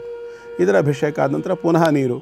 ಆನಂತರ ಮತ್ತೆ ಶುದ್ಧ ನೀರಿಗೆ ಸ್ವಲ್ಪ ಅರಿಶಿನ ಪುಡಿಯನ್ನು ಸೇರಿಸಿ ಅರಿಶಿನದ ನೀರನ್ನು ಕೂಡ ಅಭಿಷೇಕ ಮಾಡಿದ ನಂತರ ಶುದ್ಧವಾದ ನೀರಿನಿಂದ ಅಭಿಷೇಕವನ್ನು ಮಾಡಿ ಸ್ವಚ್ಛವಾಗಿ ವಿಗ್ರಹವನ್ನು ತೊಳೆದಿಟ್ಕೊಳ್ಬೇಕು. ಇದಾದ ನಂತರದಲ್ಲಿ ಗಂಧ, ಅರಿಶಿನ, ಹೂವು ಇತ್ಯಾದಿ ಏನು ಚೌತಿಯ ಆರಾಧನೆ ಹೇಳಿದ್ದೀನಿ, ಅದೇ ಕ್ರಮದಲ್ಲೇ ಮುಂದಿನ ಪೂಜೆಗಳೆಲ್ಲವನ್ನು ಮಾಡ್ಕೋಬೇಕು. ಈ ರೀತಿಯಾಗಿ ಪೂಜೆ, ಆರಾಧನೆ, ನೈವೇದ್ಯ ಇತ್ಯಾದಿಗಳೆಲ್ಲವೂ ನಡೆದ ನಂತರದಲ್ಲಿ ಅವನಿಗೆ ತನಿ ಎರೆಯುವಂಥ ಕಾರ್ಯಕ್ರಮ. ಆ ತನಿ ಎರೆಯೋಕ್ಕಿಂತ ಮೊದಲು ಮಂಗಳಾರತಿ ಮಾಡಿಟ್ಕೊಂಡ ನಂತರದಲ್ಲಿ ಒಂದು ಶ್ಲೋಕವನ್ನು ಹೇಳಿ ಹೂವು ಅಕ್ಷತೆಯನ್ನು ಸಮರ್ಪಣೆ ಮಾಡಬೇಕು ಅಂತ ಹೇಳಿದ್ದೆ ಅಲ್ವಾ. ಇದನ್ನು ಆ ಒಂದು ಶ್ಲೋಕವನ್ನು ಈಗ ಹೇಳ್ತೀನಿ. ಆ ಶ್ಲೋಕವನ್ನು ನೀವು ಹೇಳಿಕೊಂಡು, ಕೈಲಿ ಹೂವು ಅಕ್ಷತೆಯನ್ನು ಹಿಡ್ಕೊಂಡು ಆ ಒಂದು ನಾಗನನ್ನು ಪ್ರಾರ್ಥನೆ ಮಾಡಿ ಸಮರ್ಪಣೆಯನ್ನು ಮಾಡ್ತಕ್ಕಂಥದ್ದು. ಗುರುಗಳೇ, ಕೆಲವೊಮ್ಮೆ ಪ್ರಾಜ್ಞರು ಹೇಳ್ತಾರೆ, ನಮ್ಮ ಜೀವನದಲ್ಲಿ ಆಗ್ತಿರುವಂಥ ಎಡರು ತೊಡರುಗಳನ್ನು ನೋಡಿನೇ ನಮ್ಗೆ ಈ ಒಂದು ದೋಷ ಇರಬಹುದು ಅಂತ ಹೇಳಲಾಗತ್ತೆ ಅಂತ. ಇವತ್ತು ಚೌತಿ ಎಂದು ತಾವು ಹೇಳಬಹುದಾ? ಏನು ದೋಷ ಪರಿಹಾರವಾಗತ್ತೆ ಇವತ್ತು ಮತ್ತೆ ನಾಳೆಗೆ ಸೇರಿಸಿಕೊಂಡು ನಾವೇನಾದರೂ ನಾಗಾರಾಧನೆಯನ್ನು ನೀವು ಬಹಳ ವಿಧಿವತ್ತಾಗಿ ಒಂದರ ನಂತರ ಒಂದು ವಿಧಿವತ್ತಾಗಿ ತಿಳಿಸ್ಕೊಡ್ತಿದ್ದೀರ, ಇದೇ ರೀತಿ ಮಾಡಿ ಅಂತ. ಈ ರೀತಿ ಮಾಡೋದ್ರಿಂದ ಪೂಜೆಯನ್ನು ಯಾವ ಒಂದು ದೋಷ ಪರಿಹಾರವಾಗತ್ತೆ? ವಿಷಯ ಏನಂತಂದರೆ, ಇವತ್ತು ಕ್ಷೇತ್ರ ಮಹಾತ್ಮೆಯಲ್ಲಿ ನಾನು ಪಂಚಲಿಂಗೇಶ್ವರನ ಸನ್ನಿಧಾನ ಹೇಳಿದ್ನಲ್ಲ, ಅಲ್ಲೂ ಕೂಡ ದೋಷ ಪರಿಹಾರ ಮಾಡ್ಕೊಳ್ತಕ್ಕಂಥ ಒಂದು ಅವಕಾಶ ಇರತಕ್ಕಂಥ ಕ್ಷೇತ್ರ ಅದು. ಅಲ್ಲಿಗೆ ಹೋಗಿ ವಿಶೇಷವಾಗಿ ಹಾಲಿನಿಂದ ಮತ್ತು ಎಳನೀರಿನಿಂದ ಅಲ್ಲಿ ಅಭಿಷೇಕವನ್ನು ಮಾಡಿಸಿ ಬಂದರೆ ದಾರಿದ್ರ್ಯ ನಿವಾರಣೆ ಆಗ್ತದೆ. ಸೋಮನಾಥ ಅವನು. ಆದ್ದರಿಂದ ಚಂದ್ರ ಯಾರು ಅಂದರೆ ಬೆಳ್ಳಿ ಬಂಗಾರ ಇತ್ಯಾದಿ ಸಂಪದಂ ಶೀತರಶ್ಮಿ ಅಂತ ಹೇಳ್ತಾರೆ. ಹಾಗಾಗಿ ಸಂಪತ್ತನ್ನು ಕೊಡ್ತಕ್ಕಂತಹ ದೇವಸ್ಥಾನ ಆದ್ದರಿಂದ ಪಂಚಲಿಂಗೇಶ್ವರನ ಆರಾಧನೆಯಿಂದ, ಹಾಲು ಮತ್ತು ಎಳನೀರಿನ ಅಭಿಷೇಕದಿಂದ ದಾರಿದ್ರ್ಯ ನಿವಾರಣೆ ಆಗ್ತದೆ. ಈಗ ನಾಗನ ಆರಾಧನೆಗೆ ಬರೋಣ. ನಾಗನ ಆರಾಧನೆಯಲ್ಲಿ ಯಾವ ರೀತಿಯ ದೋಷ ಪರಿಹಾರ ಅಂತಂದರೆ, ನಾಗದೋಷ ಇರತಕ್ಕಂಥವರಿಗೆ ಅನೇಕ ರೀತಿಯ ಸಮಸ್ಯೆಗಳು ಬರಬಹುದು. ಚರ್ಮ ರೋಗ ಇರಬಹುದು, ಕಣ್ಣಿನ ರೋಗ ಇರಬಹುದು, ಸಂತತಿ ಆಗದೆ ಇರಬಹುದು, ಅಥವಾ ಬಂಜೆತನ ಇರಬಹುದು, ನಪುಂಸಕತ್ವ ಇರತಕ್ಕಂಥದ್ದು, ಕುಷ್ಠಾದಿ ಮಹಾರೋಗಗಳು ಬರ್ತಕ್ಕಂಥದ್ದು ಅಂತ ಕೂಡ ಹೇಳ್ತದೆ. ದೊಡ್ಡ ದೊಡ್ಡ ಮಾರಣಾಂತಿಕ ಕಾಯಿಲೆಗಳಿಗೆ ಕೂಡ ಈ ಒಂದು ನಾಗದೋಷ ಕಾರಣವಾಗಬಹುದು ಅಂತ ಹೇಳ್ತಾರೆ. ಹಾಗಾಗಿ ಈ ಸಂದರ್ಭದಲ್ಲಿ ನಾಗನ ಆರಾಧನೆಯನ್ನು ಮಾಡುವುದರಿಂದ ವಿಶೇಷವಾಗಿ ಇಲ್ಲಿ ಪ್ರತಿಯೊಂದು ಸಾರಿ ನಾನು ಹೇಳ್ತಕ್ಕಂಥದ್ದು, ನಿಮ್ಮಲ್ಲಿ ಇನ್ವಾಲ್ವ್ಮೆಂಟ್ ಬೇಕು, ತಾದಾತ್ಮ್ಯತೆ ಬೇಕು. ನಾನು ಆರಾಧನೆ ಮಾಡ್ತಾ ಇರತಕ್ಕಂಥ ಈ ಒಂದು ಶಕ್ತಿ ನನ್ನ ಒಳಗಡೆ ಇರತಕ್ಕಂಥ ಎಲ್ಲ ನೆಗೆಟಿವಿಟಿಯನ್ನು ತೆಗಿತದೆ ಅನ್ನುವಂತಹ ದೃಢವಾದ ವಿಶ್ವಾಸ ಇರಬೇಕು, ಏಕೋಭಾವ ಇರಬೇಕು, ಶ್ರದ್ಧೆ ಇರಬೇಕು. ಈ ಎಲ್ಲವೂ ಇಟ್ಟುಕೊಂಡು ಸರಿಯಾಗಿ ಮಾಡಿದರೆ ಖಂಡಿತವಾಗಿ ಫಲ ಸಿಕ್ಕೇ ಸಿಗ್ತದೆ. ಅದಿಲ್ಲ ಅಂತಂದರೆ ಸಹಸ್ರಾರು ವರ್ಷಗಳಿಂದ ಈ ಒಂದು ಆರಾಧನೆ ಅಥವಾ ಪೂಜೆ ಇತ್ಯಾದಿ ಕ್ರಮಗಳು ನಮ್ಮಲ್ಲಿ ನಿಲ್ತಾ ಇರಲಿಲ್ಲ ಅಲ್ವಾ. ಹಾಗಾಗಿ ನಾಗದೋಷಗಳನ್ನು ಪರಿಹಾರ ಮಾಡಿಕೊಳ್ಳಿಕ್ಕಂತೂ ಹೇಳಿ ಮಾಡಿಸಿರ್ತಕ್ಕಂಥ ಒಂದು ಕಾಲ ಇದು. ನೆನಪಿಟ್ಕೊಳ್ಬೇಕು ನಾವು, ನಾಗದೋಷದಿಂದ ಏನೇನು ಸಮಸ್ಯೆಗಳು ಬರಬಹುದು ಅಂತ ಹೇಳಿದ್ದೇನೆ ನಾನು. ಇದಕ್ಕೆ ಪರಿಹಾರವಾಗಿ ಅನೇಕರು ಅನೇಕ ರೀತಿಯ ಶಾಂತಿಗಳನ್ನು ಕೂಡ ಮಾಡಿಸ್ಕೊಳ್ತಾರೆ. ಆಸ್ತೇಶ ಬಲಿ ಮಾಡಿಸ್ತಾರೆ, ಸರ್ಪ ಸಂಸ್ಕಾರ ಮಾಡ್ತಾರೆ, ವಟು ಪೂಜೆ ಅಂತ ಮಾಡ್ತಾರೆ, ನಾಗಶಾಂತಿ, ಕಾಳಸರ್ಪಶಾಂತಿ ಇತ್ಯಾದಿ ಅನೇಕ ಶಾಂತಿ ಕರ್ಮಗಳನ್ನು ಆಚರಣೆ ಮಾಡ್ತಾರೆ. ಹಾಗೆ ಅದನ್ನೆಲ್ಲವನ್ನು ಕೂಡ ಶಾಸ್ತ್ರೋಕ್ತವಾಗಿ ಆಚರಣೆ ಮಾಡ್ತಕ್ಕಂಥದ್ದು ಬಹಳ ಮುಖ್ಯ. ಈ ಎಲ್ಲ ರೀತಿಯ ಆರಾಧನೆಗಳ ನಂತರದಲ್ಲಿ ಹುತ್ತಕ್ಕೆ ಹೋಗಿ ಪೂಜೆ ಮಾಡ್ತಕ್ಕಂಥ ಒಂದು ಕ್ರಮವನ್ನು ಕೂಡ ಇಟ್ಕೊಳ್ತಾರೆ. ಹುತ್ತಕ್ಕೆ ಹೋಗಿ ಪೂಜೆ ಮಾಡುವಾಗ ನಾನು ಹಿಂದೆ ಹೇಳಿದ್ದೇನೆ, ಹೋಗಿ ಹುತ್ತದ ವಾತಾವರಣನೆಲ್ಲ ಗಬ್ಬೆಬ್ಬಿಸಬೇಡಿ ದಯವಿಟ್ಟು, ಅಥವಾ ನಾಗರ ಕಲ್ಲು ಇರ್ತಕ್ಕಂಥ ಜಾಗದಲ್ಲಿ ಕೂಡ ಅದೆಲ್ಲವನ್ನು ಹಾಳು ಮಾಡ್ತಕ್ಕಂಥ ಪ್ರಕ್ರಿಯೆ ಬೇಡ.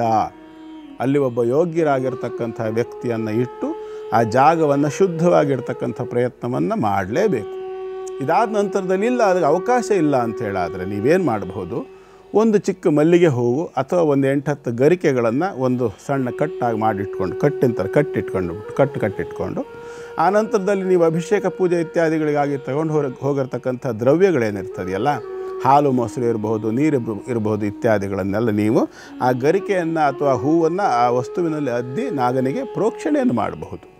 ಆರಾಧನೆ ಇಷ್ಟೆಲ್ಲ ಮಾಡುವುದ ನಂತರದ ಆ ಜಾಗವನ್ನು ನಾವು ಮೈಲಿಗೆ ಮಾಡಿ ಅದನ್ನು ಮಾಲಿನ್ಯಯುಕ್ತವಾಗಿ ಮಾಡೋದಕ್ಕಿಂತ ನೈರ್ಮಲ್ಯವನ್ನು ಕಾಪಾಡೋದು ಬಹಳ ಮುಖ್ಯ ಆಗಿರೋದ್ರಿಂದ ಶಾಸ್ತ್ರದಂತೆ ಪೂಜೆಯೂ ಆಗಬೇಕು, ಜೊತೆಯಲ್ಲಿ ನಮ್ಮ ದೋಷಗಳು ಪರಿಹಾರವಾಗಬೇಕು ಮತ್ತು ಜಾಗವೂ ಕೂಡ ಸ್ವಚ್ಛವಾಗಿರಬೇಕು. ನಾವು ಜಾಗವನ್ನು ಹಾಳು ಮಾಡಿದ್ವಿ, ಆ ಕ್ಷೇತ್ರವನ್ನು ಅಲ್ಲಿರ್ತಕ್ಕಂಥ ನೈರ್ಮಲ್ಯವನ್ನು ಕಳೆದು ಬೇಳೆ ಆದರೆ ನಮ್ಮ ದೋಷ ಪರಿಹಾರವಾಗುವುದರ ಬದಲಾಗಿ ಇನ್ನಷ್ಟು ದೋಷವನ್ನು ನಾವು ಕಟ್ಟಿಕೊಂಡು ಬಂದ ಹಾಗಾಗ್ತದೆ. ಹಾಗಾಗಿ ಆ ಜಾಗವನ್ನು ಶುದ್ಧವಾಗಿಟ್ಟು ಆ ಒಂದು ಗರಿಕೆಯಿಂದ ಪ್ರೋಕ್ಷಣೆ ಮಾಡಿ ಆರಾಧನೆಯನ್ನು ಮಾಡಿ ಆ ಒಂದು ಸೇವೆಯನ್ನು ಸಮರ್ಪಣೆ ಮಾಡಿಕೊಂಡು ಪ್ರದಕ್ಷಿಣೆ 8 ಸುತ್ತು ಪ್ರದಕ್ಷಿಣೆಯನ್ನು ಮಾಡಿ ಪ್ರತಿಯೊಂದು ಪ್ರದಕ್ಷಿಣೆಗೆ ಒಂದರಂತೆ ನಮಸ್ಕಾರವನ್ನು ಮಾಡಿ ಕೈಲಿ ಹೂ ಅಕ್ಷತೆ ಹಿಡ್ಕೊಂಡು ಈ ಕೆಳಗೆ ಕಾಣ್ತಾ ಇರತಕ್ಕಂತಹ ಶ್ಲೋಕವನ್ನು ಹೇಳಿ ಹಾಕಿ ನಮಸ್ಕಾರ ಮಾಡಬೇಕು. ಮಯಾವ ಮತ್ತು ಪೂರ್ವ ಜನೈರ್ವ ಕೃತಃ ಸರ್ಪವಧಂ ತಥಾ ತತ್ಸರ್ವಂ ಕ್ಷಮ್ಯತಾಂ ದೇವ ಪ್ರಸೀದ ಭುಜಗೋತ್ತಮ. ಮಯಾವ ಮತ್ಪೂರ್ವಜಲೈವ ಜನೈರ್ವ ಕೃತಃ ಸರ್ಪವಧಂ ತಥಾ ತತ್ಸರ್ವಂ ಕ್ಷಮ್ಯತಾಂ ದೇವ ಪ್ರಸೀದ ಭುಜಗೋತ್ತಮ. ಅಂದರೆ ನನ್ನಿಂದಲೋ ನನ್ನ ಹಿಂದಿನವರಿಂದಲೋ ಜ್ಞಾನತೋ ಅಜ್ಞಾನತಶ್ಚ, ತಿಳಿದೋ ತಿಳಿದೇನೋ ಕೂಡ ನಮ್ಮಿಂದ ಏನಾದರೂ ಸರ್ಪದೋಷ ಬರ್ತಕ್ಕಂತಹ ಕ್ರಿಯೆಗಳು ನಡೆದಿದ್ದರೆ ಅವೆಲ್ಲವನ್ನು ಕ್ಷಮಿಸು, ಸಂತುಷ್ಟನಾಗು, ಅನುಗ್ರಹಿಸು ಅಂತ ಈ ಒಂದು ಶ್ಲೋಕದ ಅರ್ಥ. ಇದನ್ನು ಹೇಳಿ ಆ ನಾಗನಿಗೆ ನಮಸ್ಕಾರವನ್ನು ಮಾಡಿ 8ರಿಂದ 10 ವರ್ಷ ವಯಸ್ಸಿನ ಒಬ್ಬ ಹುಡುಗನಿಗೆ, ಬ್ರಹ್ಮಚಾರಿ ರೂಪದ ಒಬ್ಬ ವ್ಯಕ್ತಿಗೆ ಆ ಒಂದು ದ್ರವ್ಯಗಳು, ವಿಶೇಷವಾಗಿ ಅಲ್ಲಿ ನಾಗನ ನೈವೇದ್ಯಕ್ಕೆ ಮಾಡಿರ್ತಕ್ಕಂಥ ವಸ್ತುಗಳನ್ನು ಕೂಡ ಆತನಿಗೆ ತಿನ್ನಲಿಕ್ಕೆ ಮೊದಲು ಕೊಟ್ಟು ಆ ನಂತರ ಅವನಿಂದ ಆಶೀರ್ವಾದವನ್ನು ಪಡ್ಕೊಳ್ತಕ್ಕಂಥದ್ದು ಈ ನಾಗ ಆರಾಧನೆಯ ಸಂಪೂರ್ಣವಾಗಿರತಕ್ಕಂಥ ವಿಧಿವಿಧಾನವನ್ನು ವ್ಯವಸ್ಥಿತವಾಗಿ ಆಚರಣೆ ಮಾಡಿದ ಪಕ್ಷದಲ್ಲಿ, ಶ್ರದ್ಧಾಭಕ್ತಿಯಿಂದ ಮಾಡಿದಲ್ಲಿ ಸಂಪೂರ್ಣವಾಗಿರತಕ್ಕಂತಹ ಆ ನಾಗದೇವತೆಗಳ ಅನುಗ್ರಹವಾಗಿ ದೋಷಗಳು ಪರಿಹಾರ ಆಗ್ತವೆ. ಬಹಳ ಅದ್ಭುತವಾಗಿ ತಿಳಿಸ್ಕೊಟ್ರಿ. ಜೊತೆಗೆ ತಮ್ಮೆಲ್ಲರ ಗಮನಕ್ಕೆ ಕೆಳಗಡೆ ಸ್ಕ್ರೋಲ್ ಆಗಿರುತ್ತೆ ಗುರುಗಳು ಹೇಳಿದಂಥ ಮಂತ್ರ, ಅದನ್ನು ಫೋಟೋ ಕ್ಲಿಕ್ ಮಾಡ್ಕೊಳ್ಳಿ, ಇಲ್ಲ ವಿಡಿಯೋ ಮಾಡ್ಕೊಳ್ಳಿ. ಈಗೆಲ್ಲವೂ ಸುಲಭ. ನಾವು ಒಂದೇ ಇರಬೇಕು, ಮನಸ್ಸಿರಬೇಕಷ್ಟೇ, ಮಾಡಬೇಕು. ಮನಸ್ಸೊಂದಿದ್ದರೆ ಮಾರ್ಗ ಅಂತ ಹೇಳ್ತಾ ಗುರುಗಳೇ ಮುಂದಿನ ರಾಶಿಗಳ ಕುರಿತಾಗಿ ತಿಳಿಸ್ಕೊಡಿ. ಈಗ ಮೊದಲನೇದಾಗಿ ಸಿಂಹರಾಶಿ. ಸಿಂಹರಾಶಿಯವರಿಗೆ ಏನಾಗಿದೆ, ಇವತ್ತು ವ್ಯಯಾಧಿಪತಿ ರಾಶಿಗೆ ಬಂದಿದ್ದಾನೆ. ಯಾವುದೋ ಒಂದು ಆಹಾರದಲ್ಲಿ ವ್ಯತ್ಯಾಸವಾಗ್ತಕ್ಕಂಥ ಲಕ್ಷಣವನ್ನು ಊಹಿಸಬಹುದು. ವಾಹನದಲ್ಲಿ ಓಡಾಡುವಾಗ ಕೈ ಬೆರಳು ಇತ್ಯಾದಿಗಳ ಬಗ್ಗೆ ಹೆಚ್ಚು ಎಚ್ಚರಿಕೆಯನ್ನು ವಹಿಸಿ. ಯಾಕೆಂತಂದರೆ ಕೆಲವು ಸಂದರ್ಭ ಬೈ ಮಿಸ್ಟೇಕ್ ಬಾಗಿಲಿಗೆ ಬೆರಳು ಸಿಕ್ಕಾಕ್ಕೊಂಡು ನೋವು ತಿನ್ನುವಂಥ ಯೋಗ ಇವತ್ತು ಆ ಒಂದು ಸಂದರ್ಭ ಸಿಂಹರಾಶಿಯವರಿಗೆ ಕಾಣಿಸ್ತಾ ಇದೆ.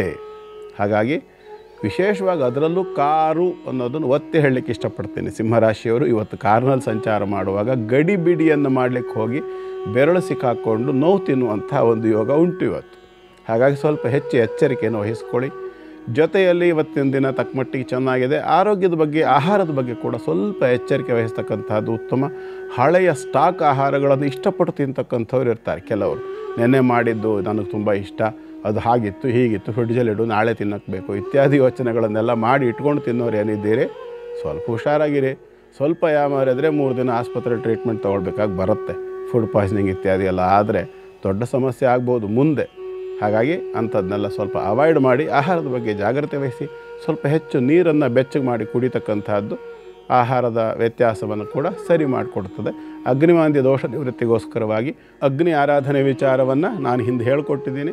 ಮತ್ತು ನಮ್ಮ ಈ ಧರ್ಮಜ್ಯೋತಿ ಕಾರ್ಯಕ್ರಮವನ್ನು ಯಾವಾಗಲೂ ನೋಡ್ತಾ ಇದ್ದರೆ ಮಧ್ಯೆ ಮಧ್ಯೆ ಸಮಯ ಬಂದಾಗ ನಾನು ಅಗ್ನಿ ಆರಾಧನೆ ಮಾಡುವಂಥ ಕ್ರಮವನ್ನು ಅಥವಾ ಯಾವುದೇ ಒಂದು ಆರಾಧನೆ ಕ್ರಮವನ್ನು ಬಹಳ ಸಂಕ್ಷಿಪ್ತವಾಗಿ ತಿಳಿಸ್ಕೊಟ್ಟಿರ್ತೀನಿ. ಅಷ್ಟನ್ನೇ ಮಾಡಿದ್ರೆ ಸಾಕಾಗತ್ತೆ. ಸರಿಯಾಗಿ ಮಾಡ್ಕೊಂಡು ಹೋಗ್ತಕ್ಕಂಥದ್ದು ಸೂಕ್ತ. ಶುಭವಾಗಲಿ. ಮುಂದಿಂದು ಕನ್ಯಾ ರಾಶಿ. ಕನ್ಯಾ ರಾಶಿಯವರಿಗೆ ಇವತ್ತಿನ ದಿನ ಸ್ವಲ್ಪ ಬೇಸರ ಆಗತ್ತೆ. ಯಾಕೆ ಅಂತಂದರೆ ದುಡ್ಡು ಕಾಸಿನ ವಿಚಾರದಲ್ಲಿ ನಷ್ಟ ಕಾಣಿಸ್ತದೆ, ವ್ಯಾಪಾರ ವ್ಯವಹಾರಗಳಲ್ಲಿ ಸ್ವಲ್ಪ ನಷ್ಟ ಕಾಣಿಸ್ತದೆ. ಹಾಗೆಯೇ ಮನೆಯ ವಾತಾವರಣದಲ್ಲಿ ಕೂಡ ಒಂಥರ ಸ್ವಲ್ಪ ಗಲಿಬಿಲಿಯ ವಾತಾವರಣ. ನಮ್ಮಲ್ಲೆಲ್ಲ ಒಂದೊಂದು ಗಾದೆ ಹೇಳ್ತಾರೆ, ಎತ್ತೇರಿಗೆ ಕೋಣ ನೀರಿಗೆ ಅಂಥೇಳಿ. ಆ ಥರದ ಒಂದು ಲಕ್ಷಣಗಳನ್ನು ಕನ್ಯಾ ರಾಶಿಯವರಿಗೆ ಇವತ್ತು ಊಹಿಸಬಹುದು. ಸ್ವಲ್ಪ ಸಮಾಧಾನದಿಂದ ವ್ಯವಹರಿಸಿದರೆ ಸ್ವಲ್ಪ ಮಪ್ಯಸ್ಯ ಧರ್ಮಸ್ಯ ತ್ರಾಯತೆ ಮಹತೋ ಭಯಾತ್ ಭಗವದ್ಗೀತೆಯಲ್ಲಿ ಕೃಷ್ಣ ಹೇಳಿದ್ದಾನೆ. ಹಾಗಾಗಿ ಒಂದು ಚೂರು ಎಚ್ಚರಿಕೆಯನ್ನು ವಹಿಸಿಬಿಟ್ರೆ ದೊಡ್ಡ ಸಮಸ್ಯೆಗಳಿಂದ ಬಚಾವಾಗಬಹುದು ಅಂತ. ಏನು ಚಿಕ್ಕ ಚಿಕ್ಕದೆಲ್ಲ ಏನು ಮಹಾ ವಿಚಾರ, ಚಿಕ್ಕದು ಏನು ಮಹಾ ವಿಚಾರ, ಸಣ್ಣ ಗುಂಪಿನ ತಗೊಂಡು ಚುಚ್ಕೊಳ್ಳಿ, ಏನು ಮಹಾ ವಿಚಾರ, ಚಿಕ್ಕದು ಅಂತ ಗೊತ್ತಾಗತ್ತೆ ಅಲ್ವಾ. ಹಾಗಾಗಿ ಸಣ್ಣದೇ ಆದ್ರೂ ಅದನ್ನು ಆ spark neglected burns the house, ಒಂದು ಕಿಡಿಯನ್ನು ಕೂಡ ನಾವು ತಾತ್ಸಾರ ಮಾಡಬಾರ್ದು. ಹಾಗಾಗಿ ಎಚ್ಚರಿಕೆಯಿಂದ ಇರತಕ್ಕಂಥದ್ದು ಬಹಳ ಬಹಳ ಬಹಳ ಮುಖ್ಯ. ಅನಿವಾರ್ಯ ಕೆಲವು ಸಂದರ್ಭ ಕೆಲವು ಘಟನೆಗಳಾಗೋಗ್ಬಿಡ್ತವೆ, ಸಮಸ್ಯೆಗಳು ಬರಬಹುದು. ಅಂಥ ಸಂದರ್ಭದಲ್ಲಿ ಅದರಿಂದ ಬಚಾವಾಗಲಿಕ್ಕೆ ಏನು ಮಾಡಬೇಕು ಅಂತ ಯೋಚನೆ ಮಾಡಬೇಕಲ್ವ. ಅಂಥ ಸಂದರ್ಭದಲ್ಲಿ ನೀವು ಗುರು ಶುಕ್ರ ಒಟ್ಟಾಗಿ ಕರ್ಮಸ್ಥಾನದಿಂದ ಚತುರ್ಥಕ್ಕೆ ದೃಷ್ಟಿಯನ್ನು ಕೊಡ್ತಕ್ಕಂಥದ್ದು. ಗುರು ಯಾರು ಅಥವಾ ಈ ಒಂದು ಸಂದರ್ಭವನ್ನು ನಿಮ್ಮನ್ನು ಬಚಾವು ಮಾಡ್ತಕ್ಕಂಥದ್ದು ಯಾವ ದೇವತೆ ಅಂತ ನೋಡಿದ್ರೆ ಶುಕ್ರ ಮತ್ತು ನಿಮ್ಮ ರಾಶಿಗೆ ಸಂಬಂಧಪಟ್ಟಿರ್ತಕ್ಕಂಥ ನಾರಾಯಣ. ಹಾಗಾಗಿ ಮಹಾವಿಷ್ಣು, ಲಕ್ಷ್ಮೀ ಸಮೇತನಾಗಿರತಕ್ಕಂಥ ಮಹಾವಿಷ್ಣುವನ್ನು ಆರಾಧನೆ ಮಾಡಿಕೊಳ್ಳಿ. ಶುಭವಾಗಲಿ. ಮುಂದಿಂದು ತುಲಾರಾಶಿ. ತುಲಾರಾಶಿಯವರಿಗೆ ಇವತ್ತಿನ ದಿನ ಉತ್ತಮವಾಗಿರತಕ್ಕಂಥದ್ದು. ಕರ್ಮದಲ್ಲಿ ಲಾಭವಾಗ್ತಕ್ಕಂಥ ಸಾಧ್ಯತೆ ಉಂಟು, ವ್ಯಾಪಾರ ವ್ಯವಹಾರದಲ್ಲಿ ಲಾಭವಾಗ್ತಕ್ಕಂಥ ಸಾಧ್ಯತೆ ಉಂಟು. ಮಕ್ಕಳಿಂದ ಕೂಡ ಸ್ವಲ್ಪ ಮಟ್ಟಿಗೆ ನೆಮ್ಮದಿಯ ವಾತಾವರಣವನ್ನು ನೋಡಲಿಕ್ಕೆ ಸಾಧ್ಯತೆ ಉಂಟು. ದ್ವಿತೀಯಾಧಿಪತಿ ನೀವು ಕಮಿಟ್ಮೆಂಟ್ ಮಾಡ್ಕೊಂಡು ಏನು ವ್ಯವಹಾರ ಮಾಡ್ತಾ ಇದ್ದೀರಿ ಅದರಲ್ಲಿ ಕೂಡ ಸಾಕಷ್ಟು ಅನುಕೂಲವನ್ನು, ಲಾಭವನ್ನು ಕೂಡ ನೋಡ್ತಕ್ಕಂಥ ಅವಕಾಶ ಉಂಟು. ಹಾಗಾಗಿ ಒಟ್ಟಾರೆ ಮೇಲೆ ಇವತ್ತಿನ ದಿನ ತುಲಾರಾಶಿಯವರಿಗೆ ತಕ್ಕ ಮಟ್ಟಿಗೆ ಚೆನ್ನಾಗಿದೆ. ಹೆಚ್ಚು ಟೆನ್ಷನ್ ಮಾಡ್ಕೊಳ್ತಕ್ಕಂಥ ಸ್ವಭಾವ ನಿಮಗಿಲ್ಲ. ತುಂಬ ಪ್ರಾಕ್ಟಿಕಲ್ ಆಗಿ ಯೋಚನೆ ಮಾಡ್ತೀರಿ. ಸೌಂದರ್ಯದ ಬಗ್ಗೆ, ಆರೋಗ್ಯದ ಬಗ್ಗೆ ಇತ್ಯಾದಿಗಳ ಬಗ್ಗೆ ಎಲ್ಲ ಹೆಚ್ಚು ಕಾಳಜಿಯನ್ನು ವಹಿಸ್ತಕ್ಕಂಥ ರಾಶಿಯವರಾಗಿರ್ತೀರಿ. ಹಾಗಾಗಿ ನಿಮಗೆ ಇವತ್ತಿನ ದಿನ ತಕ್ಕ ಮಟ್ಟಿಗೆ ಉತ್ತಮವಾಗಿದೆ. ಯೋಚನೆ ಮಾಡ್ತಕ್ಕಂಥ ಅನಿವಾರ್ಯತೆ ಇಲ್ಲ. ಶುಭವಾಗಲಿ. ಆದರೂ ನನಗೇನಾದರೂ ಒಂದು ದೇವತಾರಾಧನೆ ಹೇಳಿ ಅಂತ ನೀವು ಹೇಳೋದಾದರೆ ನಿಮ್ಮ ರಾಶಿಗೆ ಪಂಚಮದಲ್ಲಿ ರಾಹು ಇದ್ದಾನೆ. ಹಾಗಾಗಿ ನಾಗಾರಾಧನೆ ನಿಮಗೆ ಶ್ರೇಷ್ಠ. ಮುಂದಿಂದು ವೃಶ್ಚಿಕ ರಾಶಿ. ವೃಶ್ಚಿಕ ರಾಶಿಯವರಿಗೆ ಕೂಡ ಇವತ್ತಿನ ದಿನ ತಕ್ಕ ಮಟ್ಟಿಗೆ ಚೆನ್ನಾಗಿದೆ.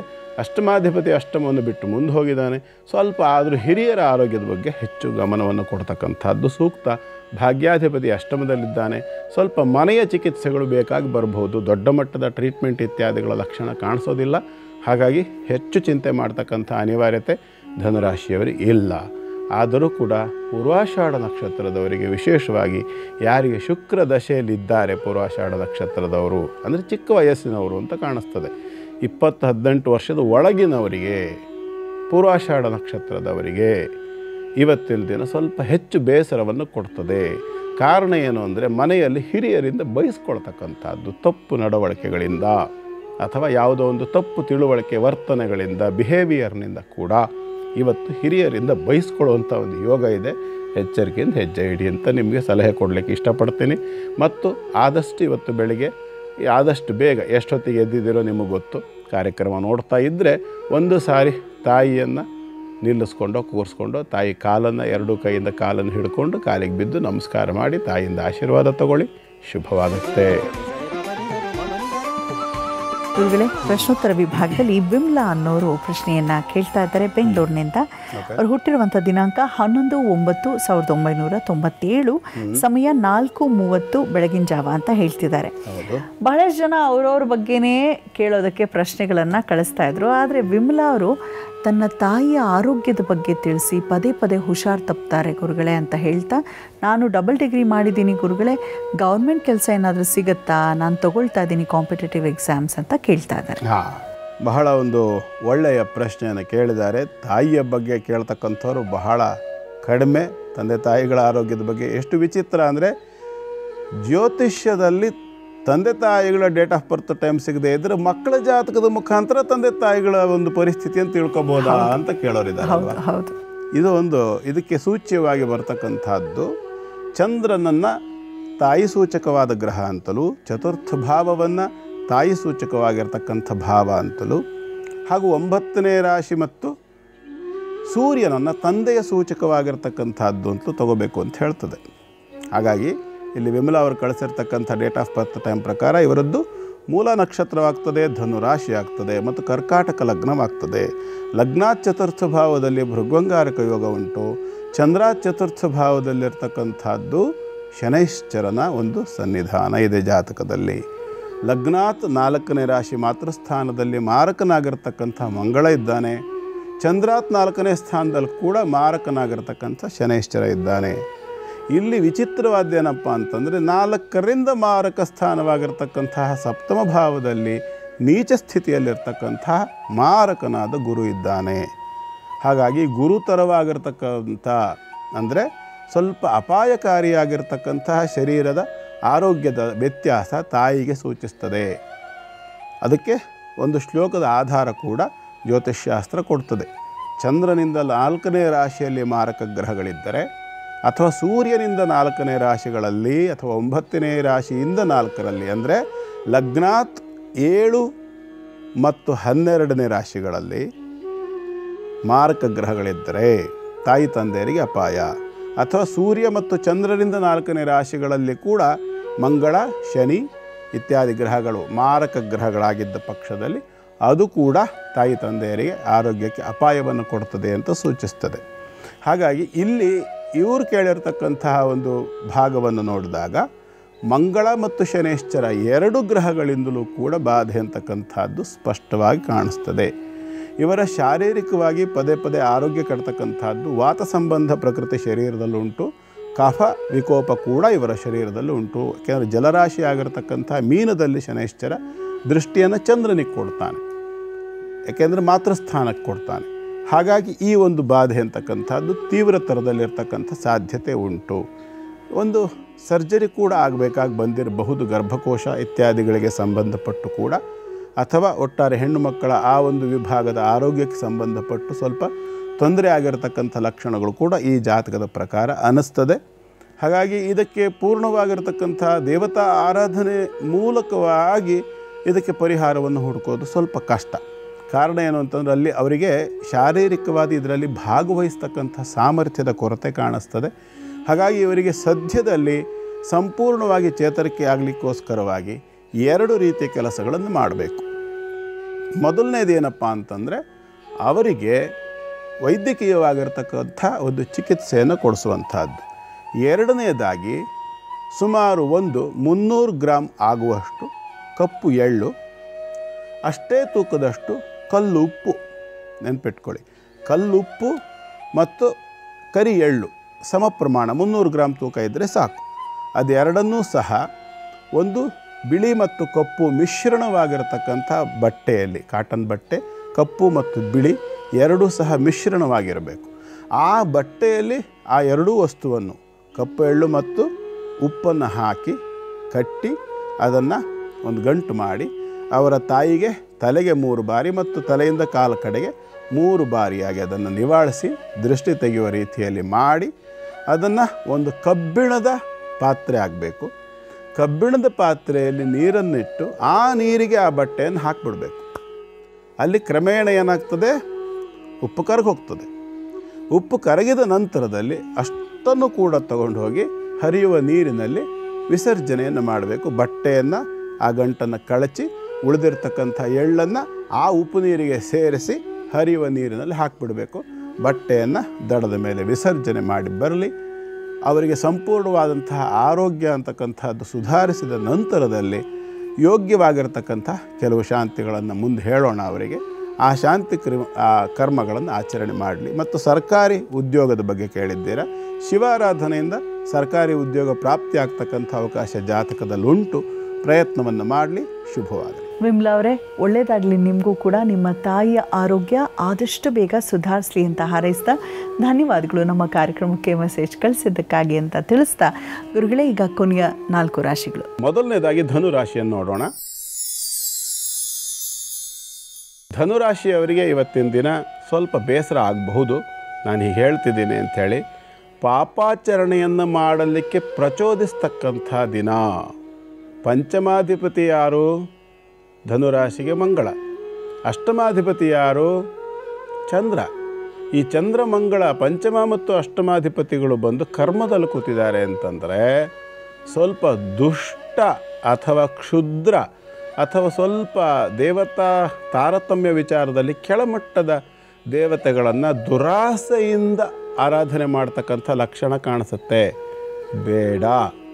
ಯಾವತ್ತೂ ಕೂಡ ಕ್ಷುದ್ರ ಶಕ್ತಿಗಳನ್ನು ಆರಾಧನೆ ಮಾಡ್ತಕ್ಕಂಥದ್ದು ಭವಿಷ್ಯತ್ ಕಾಲದಲ್ಲಿ ತೊಂದರೆಯನ್ನು ಕೊಡ್ತದೆ. ಸಾತ್ವಿಕ ದೇವತೆಗಳನ್ನೇ ನೀವು ಆರಾಧನೆ ಮಾಡುವಾಗ ಅದನ್ನೇ ರಾಜಸ ಮತ್ತು ತಾಮಸ ರೂಪದಲ್ಲಿ ಕೂಡ ಆರಾಧನೆ ಮಾಡಬಹುದು. ಅದಕ್ಕೆ ಅವಕಾಶ ಉಂಟು.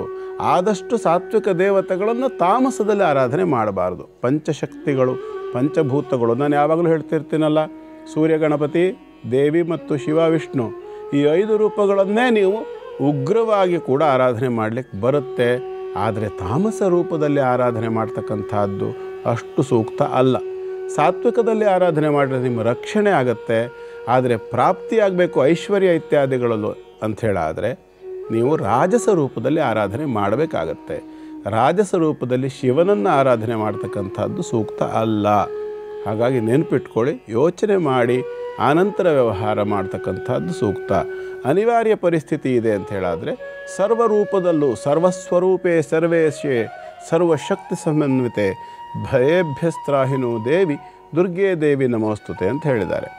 ಹಾಗಾಗಿ ಸರ್ವಸ್ವರೂಪದಲ್ಲಿ ಆರಾಧನೆ ಆಗ್ತಕ್ಕಂತಹ ದುರ್ಗಾ ಪರಮೇಶ್ವರಿಯನ್ನು ಪ್ರಾರ್ಥನೆ, ಧ್ಯಾನ, ಪೂಜೆ ಇತ್ಯಾದಿಗಳನ್ನು ಮಾಡಿಕೊಂಡ್ರೂ ಕೂಡ ಆ ಕ್ಷುದ್ರ ನೀಚಾದಿ ಶಕ್ತಿಗಳ ಆರಾಧನೆಯಿಂದ ಏನು ಫಲವನ್ನು ಪಡಿಬೇಕು ಅಂತ ಅಪೇಕ್ಷೆ ಪಡ್ತೀರಲ್ಲ, ಅದನ್ನು ಪಡೀಲಿಕ್ಕೆ ಖಂಡಿತ ಸಾಧ್ಯ ಇದೆ.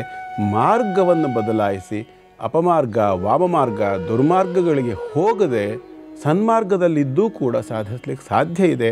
ಪ್ರಯತ್ನ ಮಾಡಿ ದುರ್ಗಾ ಪರಮೇಶ್ವರಿಯನ್ನು ಆರಾಧಿಸ್ಕೊಳ್ಳಿ. ಶುಭವಾಗಲಿ. ಮುಂದಿನದು ಮಕರ ರಾಶಿ. ಮಕರ ರಾಶಿಯವರಿಗೆ ಇವತ್ತಿನ ದಿನ ಮಧ್ಯಮ ಸ್ಥಿತಿಯ ಫಲವನ್ನು ಕೊಡ್ತಕ್ಕಂಥ ದಿನ. ಸಪ್ತಮಾಧಿಪತಿ ಅಷ್ಟಮಕ್ಕೆ ಹೋಗಿದ್ದಾನೆ. ಯಾರು ಸರ್ಜರಿ ಆಗಿರ್ತಕ್ಕಂಥವ್ರು ಅಂದರೆ ಮಕರ ರಾಶಿಯವರ ಯಾರ ಸಂಗಾತಿಗೆ ಸರ್ಜರಿ ಆಗಿದೆಯಲ್ಲ, ಅದರಲ್ಲೂ ವಿಶೇಷವಾಗಿ ಯಾರಿಗೆ ಗರ್ಭಸೂಚಕವಾಗಿರ್ತಕ್ಕಂಥ ಸರ್ಜರಿ ಆಗಿರ್ತಕ್ಕಂಥವ್ರು ಇರಬಹುದು.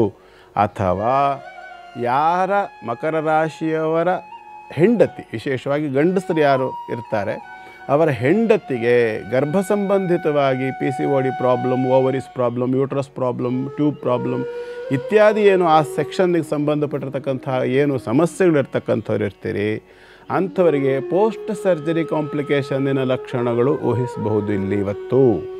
ಹಾಗಾಗಿ ಸ್ವಲ್ಪ ಎಚ್ಚರಿಕೆ ಬೇಕು. ಸಮಸ್ತವನ್ನು ವೈಜ್ಞಾನಿಕವಾಗಿ ನೋಡ್ತಕ್ಕಂಥದ್ದು ಎಲ್ಲ ಸಂದರ್ಭಗಳಲ್ಲಿ ಜೀವನವನ್ನು ವೈಜ್ಞಾನಿಕವಾಗಿ ನೋಡೋಕ್ಕೆ ಬರಲ್ಲ. ಆದರೆ ಭಾರತೀಯವಾಗಿರ್ತಕ್ಕಂಥ ಸ್ಪಿರಿಚುಯಾಲಿಟಿ ಅಥವಾ ನಮ್ಮಲ್ಲಿರ್ತಕ್ಕಂತಹ ಏನು ಸಂಪ್ರದಾಯ, ಸಂಸ್ಕೃತಿ, ಆಚಾರ ವಿಚಾರಗಳಿದ್ದಾವೆ, ಯಾವುದೋ ನಾನ್ಸೆನ್ಸ್ ಅಲ್ಲ. ಇದ್ರ ಹಿಂದೆ ಸೈನ್ಸ್ ಇದೆ.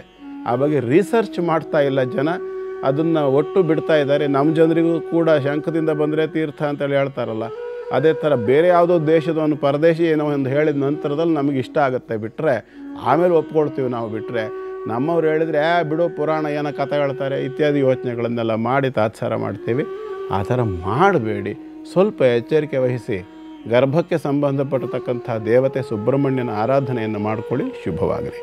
ಮುಂದಿನ ಕುಂಭರಾಶಿ. ಕುಂಭರಾಶಿಯವರಿಗೆ ಇವತ್ತಿನ ದಿನ ಒಳ್ಳೆಯ ಲಾಭಾಂಶಗಳನ್ನು ಸೂಚಿಸ್ತಕ್ಕಂಥ ದಿನ. ಪೂರ್ಣವಾಗಿರತಕ್ಕಂಥ ಗುರು ಬಲ ಇದೆ. ಅಷ್ಟಮಾಧಿಪತಿ ಆಗಿರತಕ್ಕಂತಹ ಬುಧ ಕುಂಭಕ್ಕೆ ಅಷ್ಟಮಾಧಿಪತಿ ಆಗಿರ್ತಕ್ಕಂಥ ಬುಧ ಕೂಡ ಒಂದು ಸ್ವಲ್ಪ ಅನುಕೂಲಕರವಾಗಿರ್ತಕ್ಕಂಥ ಸ್ಥಿತಿಗೆ ಬರ್ತಾ ಇದ್ದಾನೆ. ಪಂಚಮದಲ್ಲಿ ಗುರು ಮತ್ತು ಶುಕ್ರರಿದ್ದಾರೆ.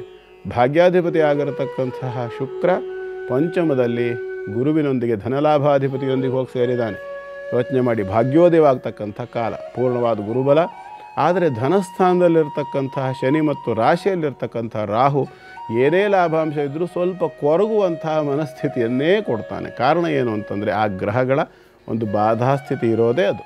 ಹಾಗಾಗಿ ಸ್ವಲ್ಪ ಇವತ್ತು ಕುಂಭರಾಶಿಯವರು ಸಾಧ್ಯವಾದರೆ ವೀರಭದ್ರನ ದರ್ಶನವನ್ನು ಮಾಡಿಕೊಳ್ಳಿ, ತುಂಬ ಒಳ್ಳೆಯದು. ವೀರಭದ್ರನ ದರ್ಶನವನ್ನು ಮಾಡಿ ಅವನ ಅನುಗ್ರಹವನ್ನು ಪಡ್ಕೊಂಡು ಬಂದ ಪಕ್ಷದಲ್ಲಿ ಸ್ವಲ್ಪ ಹೆಚ್ಚು ಸಮಾಧಾನ ಮತ್ತು ನೆಮ್ಮದಿಯನ್ನು ನೋಡಬಹುದು. ಶುಭವಾಗಲಿ. ಕೊನೆಯದಾಗಿ ಮೀನರಾಶಿ.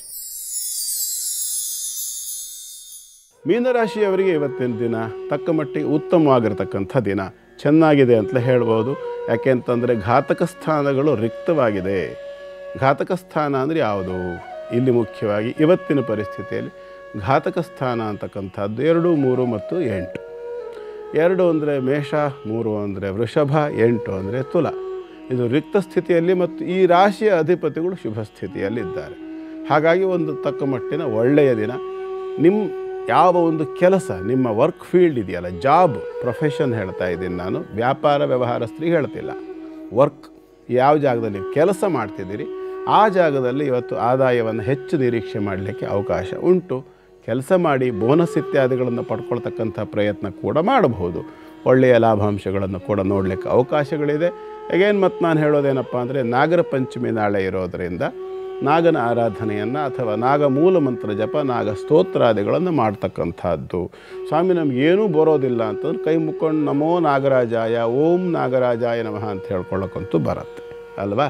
ಅದಿಲ್ಲ ಅಂತಂದರೆ ನಾಗನ ಧ್ಯಾನ ಶ್ಲೋಕ ಇದೆ, ಅದನ್ನು ಬೇಕಾದ್ರೆ ಹೇಳ್ತೀನಿ ನಾನೀಗ. ಪೆನ್ನು ಪೇಪರ್ ರೆಡಿ ಮಾಡ್ಕೊಳ್ಳಿ, ಪಟ್ಟ ರೆಡಿ ಮಾಡ್ಕೋಬೇಕು. ಆ ಒಂದು ಪೆನ್ನು ಪೇಪರಲ್ಲಿ ನಾನು ಹೇಳಿದ್ದನ್ನು ನಿಧಾನವಾಗಿ ಬರ್ಕೊಂಡು, ತಪ್ಪಾಗಿ ಓದಿದ್ರೆ ನಾನು ಜವಾಬ್ದಾರಲ್ಲ. ನಿಮಗೆ ಸರಿಯಾಗಿ ಬರ್ಕೊಂಡು ಓದಲಿಕ್ಕೆ ಬರುತ್ತೆ ಅಂದರೆ ಮಾತ್ರ ಬರ್ಕೊಂಡು ಓದಿ. ಅದಿಲ್ಲ ಅಂದರೆ ನಾನು ಹೇಳಿದ್ದೀನಿ ಓಂ ಶ್ರೀ ನಾಗರಾಜಾಯ ನಮಃ ಇಷ್ಟನ್ನೇ ಹೇಳಿದರೂ ಕೂಡ ಅವನಿಗೆ ಅದು ತಲುಪ್ತದೆ. ಶ್ಲೋಕ ಯಾಕೆ ಹೇಳಬೇಕು ಅಂತಂದರೆ ಲಾಂಗ್ ವೈಬ್ರೇಷನ್ ಸಿಕ್ಕತ್ತೆ. ಹೆಚ್ಚು ಪಠನವನ್ನು ಮಾಡಬೇಕಾದಂಥ ಅನಿವಾರ್ಯತೆ ಮಂತ್ರಕ್ಕೆ ಉಂಟು. ಶ್ಲೋಕಕ್ಕೆ ಅಷ್ಟೆಲ್ಲ ಪಠನ ಬೇಕಾಗಿರೋದಿಲ್ಲ, ಅಕ್ಷರಗಳು ಜಾಸ್ತಿ ಉಚ್ಚಾರ ಆಗುತ್ತೆ. ಹಾಗಾಗಿ ಶ್ಲೋಕವನ್ನು ಹೇಳ್ತಾ ಇದ್ದೀನಿ, ಸರಿಯಾಗಿ ಬರ್ಕೊಳ್ಳಿ. ಇದನ್ನು ಕನಿಷ್ಠ 27 ಬಾರಿ ಪಠನ ಮಾಡ್ತಕ್ಕಂಥದ್ದು ಸೂಕ್ತ.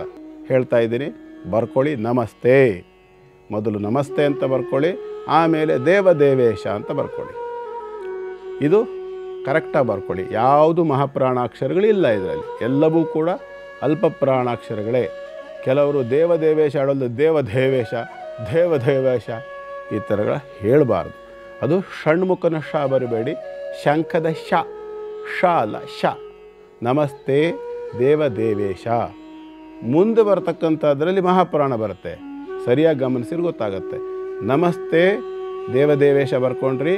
ನಮಸ್ತೆ ಧರಣೀಧರ.